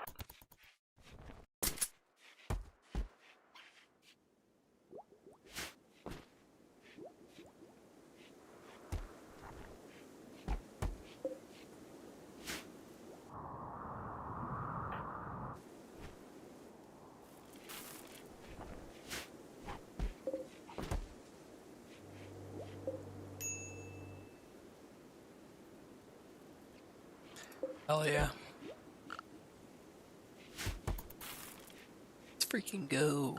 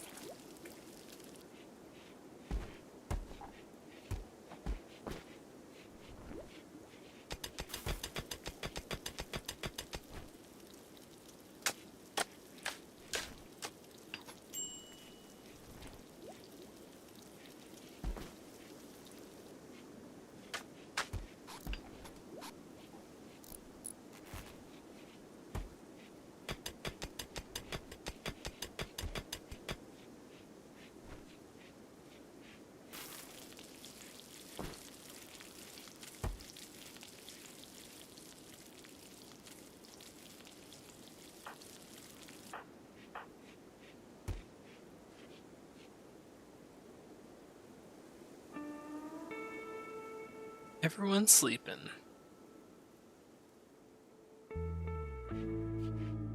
Alright, I got another maybe 21 minutes in me.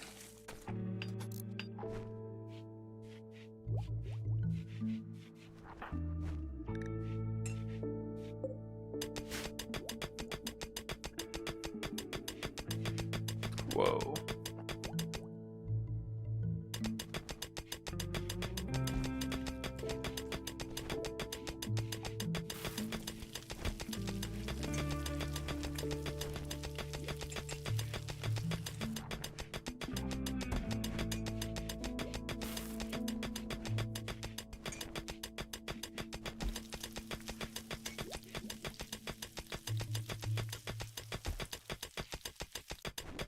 Damn, look at him go. Or look at Mia go, I guess.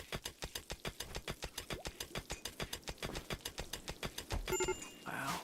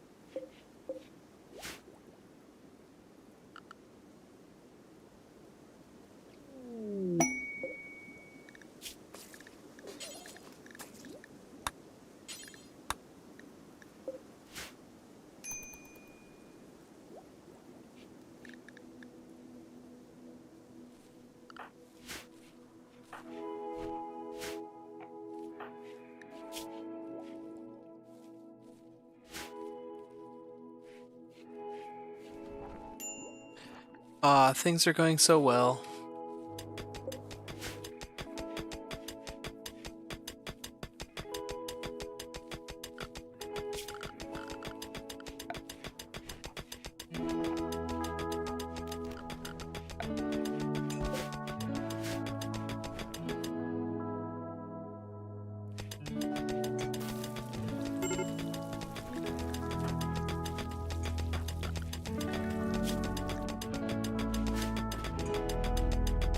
Hideous environment. Come on, man. A corpse obsession. Oh no.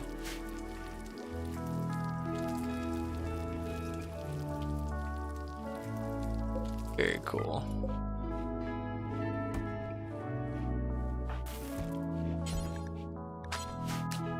Nice.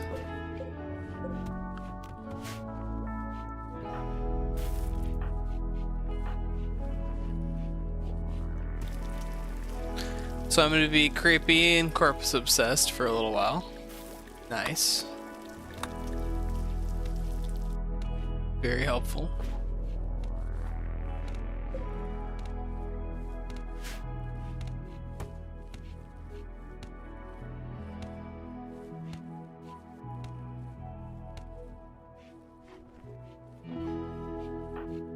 Chatatus.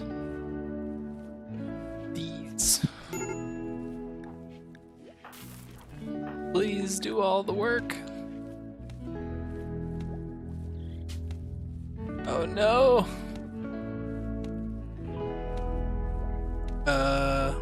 Why just gold? Gold sounds nice.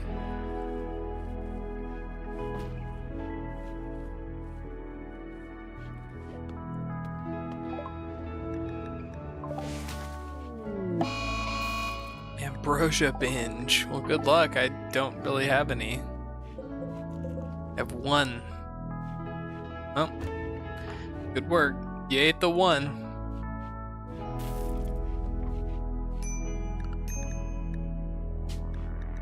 Colonist needs names. Oh, okay.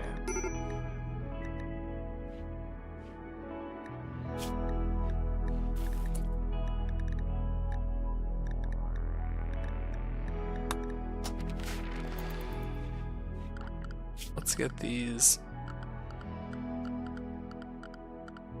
things figured out. Boom.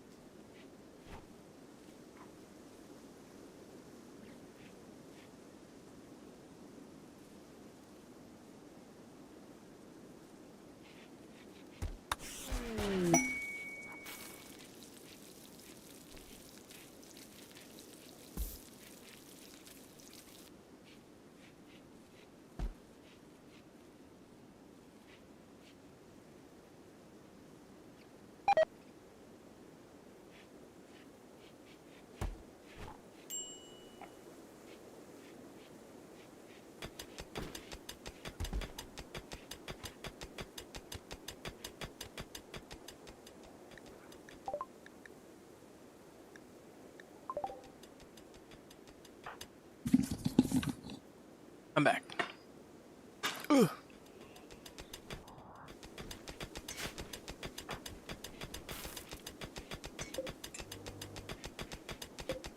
Oh, we need more of these.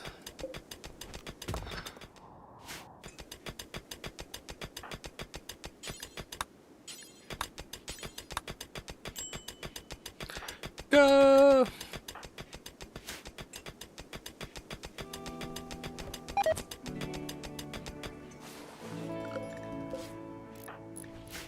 Oh yeah.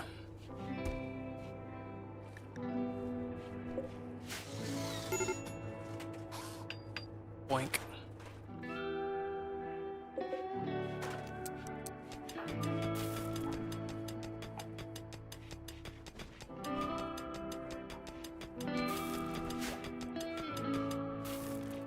Hell yeah, dude.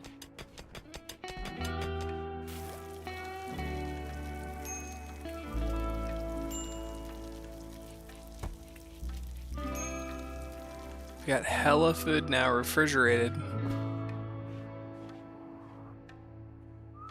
That's beautiful.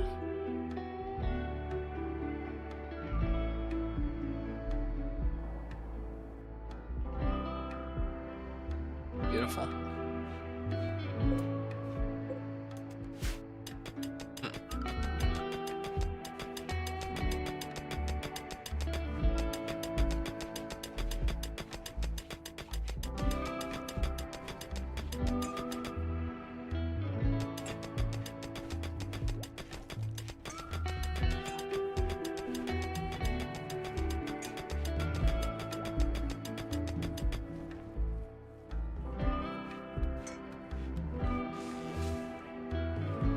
The temperature is barely changing. 20, 21. People are like walking in and out constantly.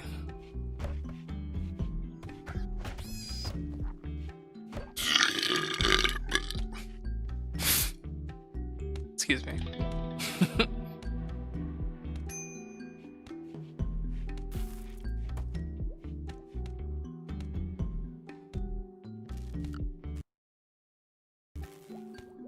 Ooh, 11 minutes.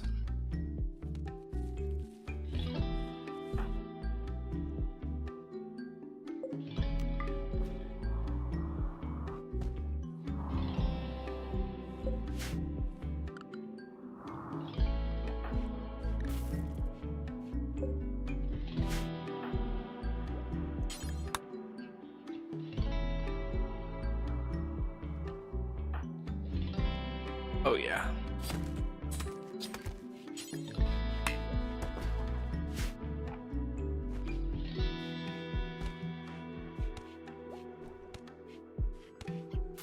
Beautiful. Yeah, so it can stay cold through the times where there's no, you know, wind or whatever. But here we go. Then we go to solar panel. Feed solar panels.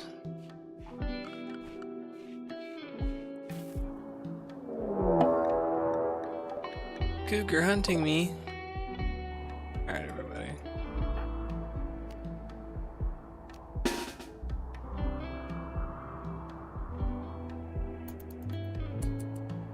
Uh-oh. This is gonna be bad.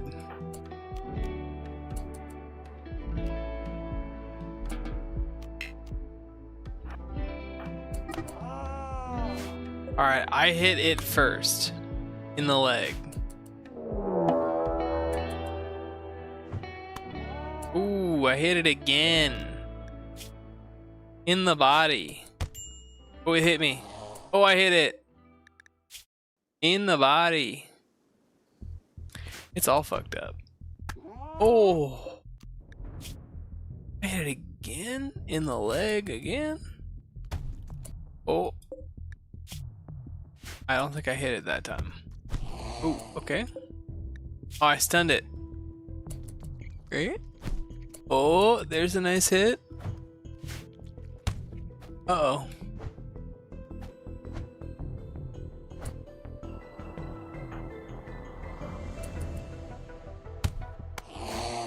Nice work.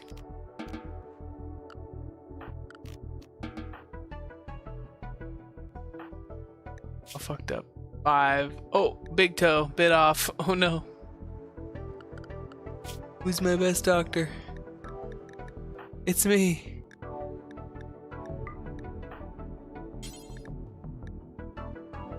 And myself.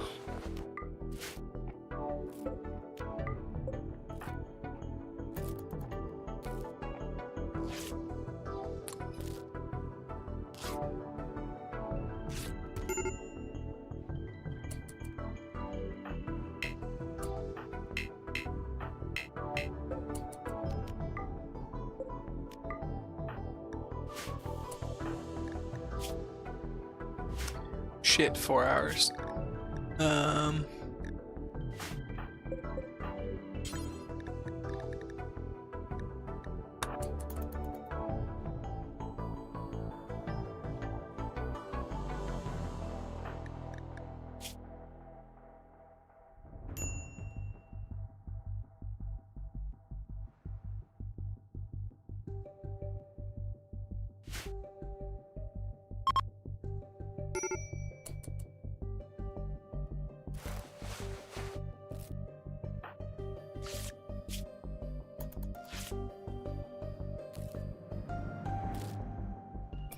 Whoa. Wait, there's a raid going on?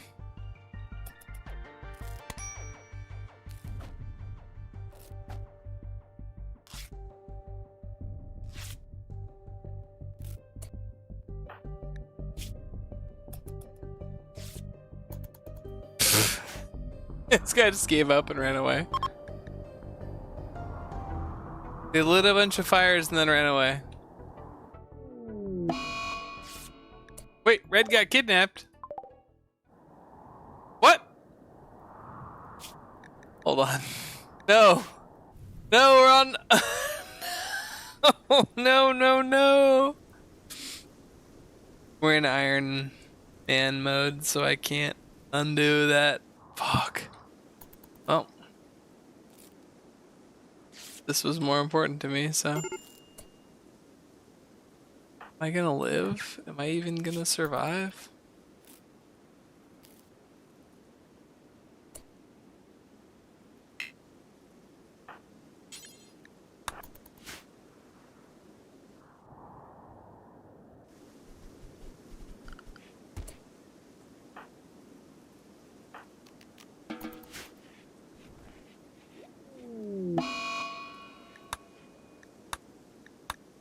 Damn, dude. Red wandered out there, got fucked up. That's so rough. Camaro got cut. Not bad.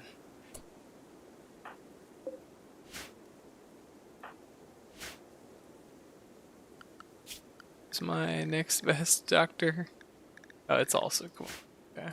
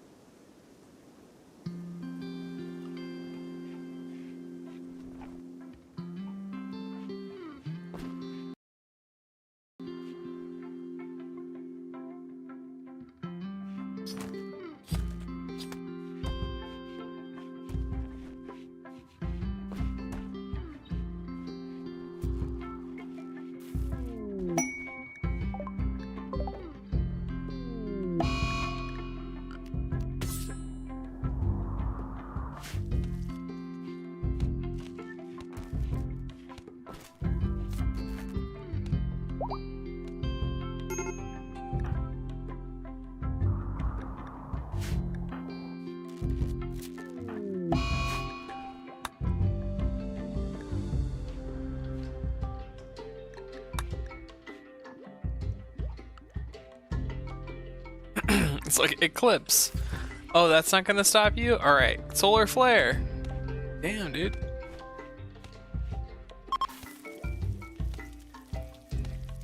They just don't want me with power. They don't want to see me with power.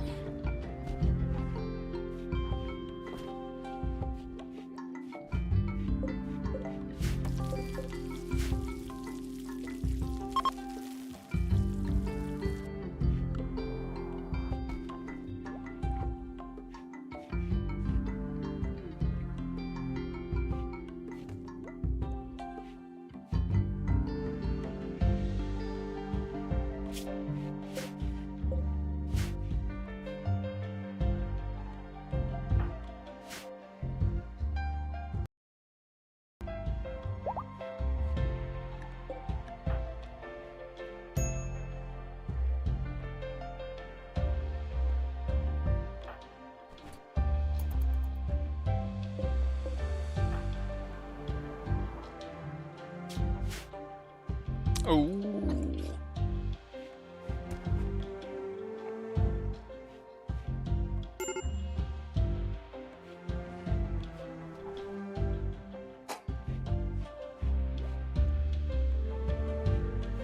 I would love a skill increase, but I guess we'll find out.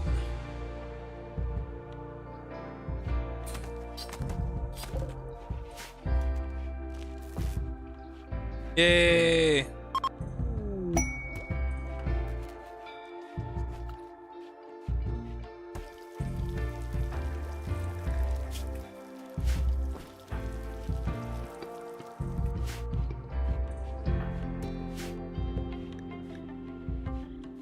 Party.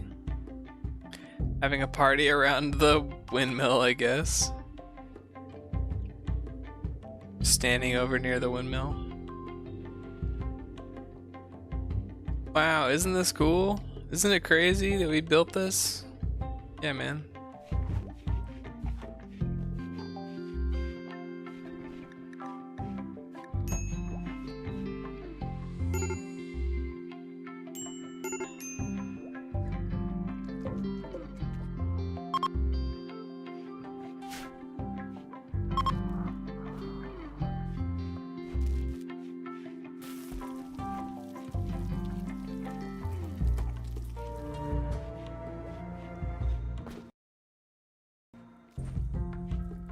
All right, everybody.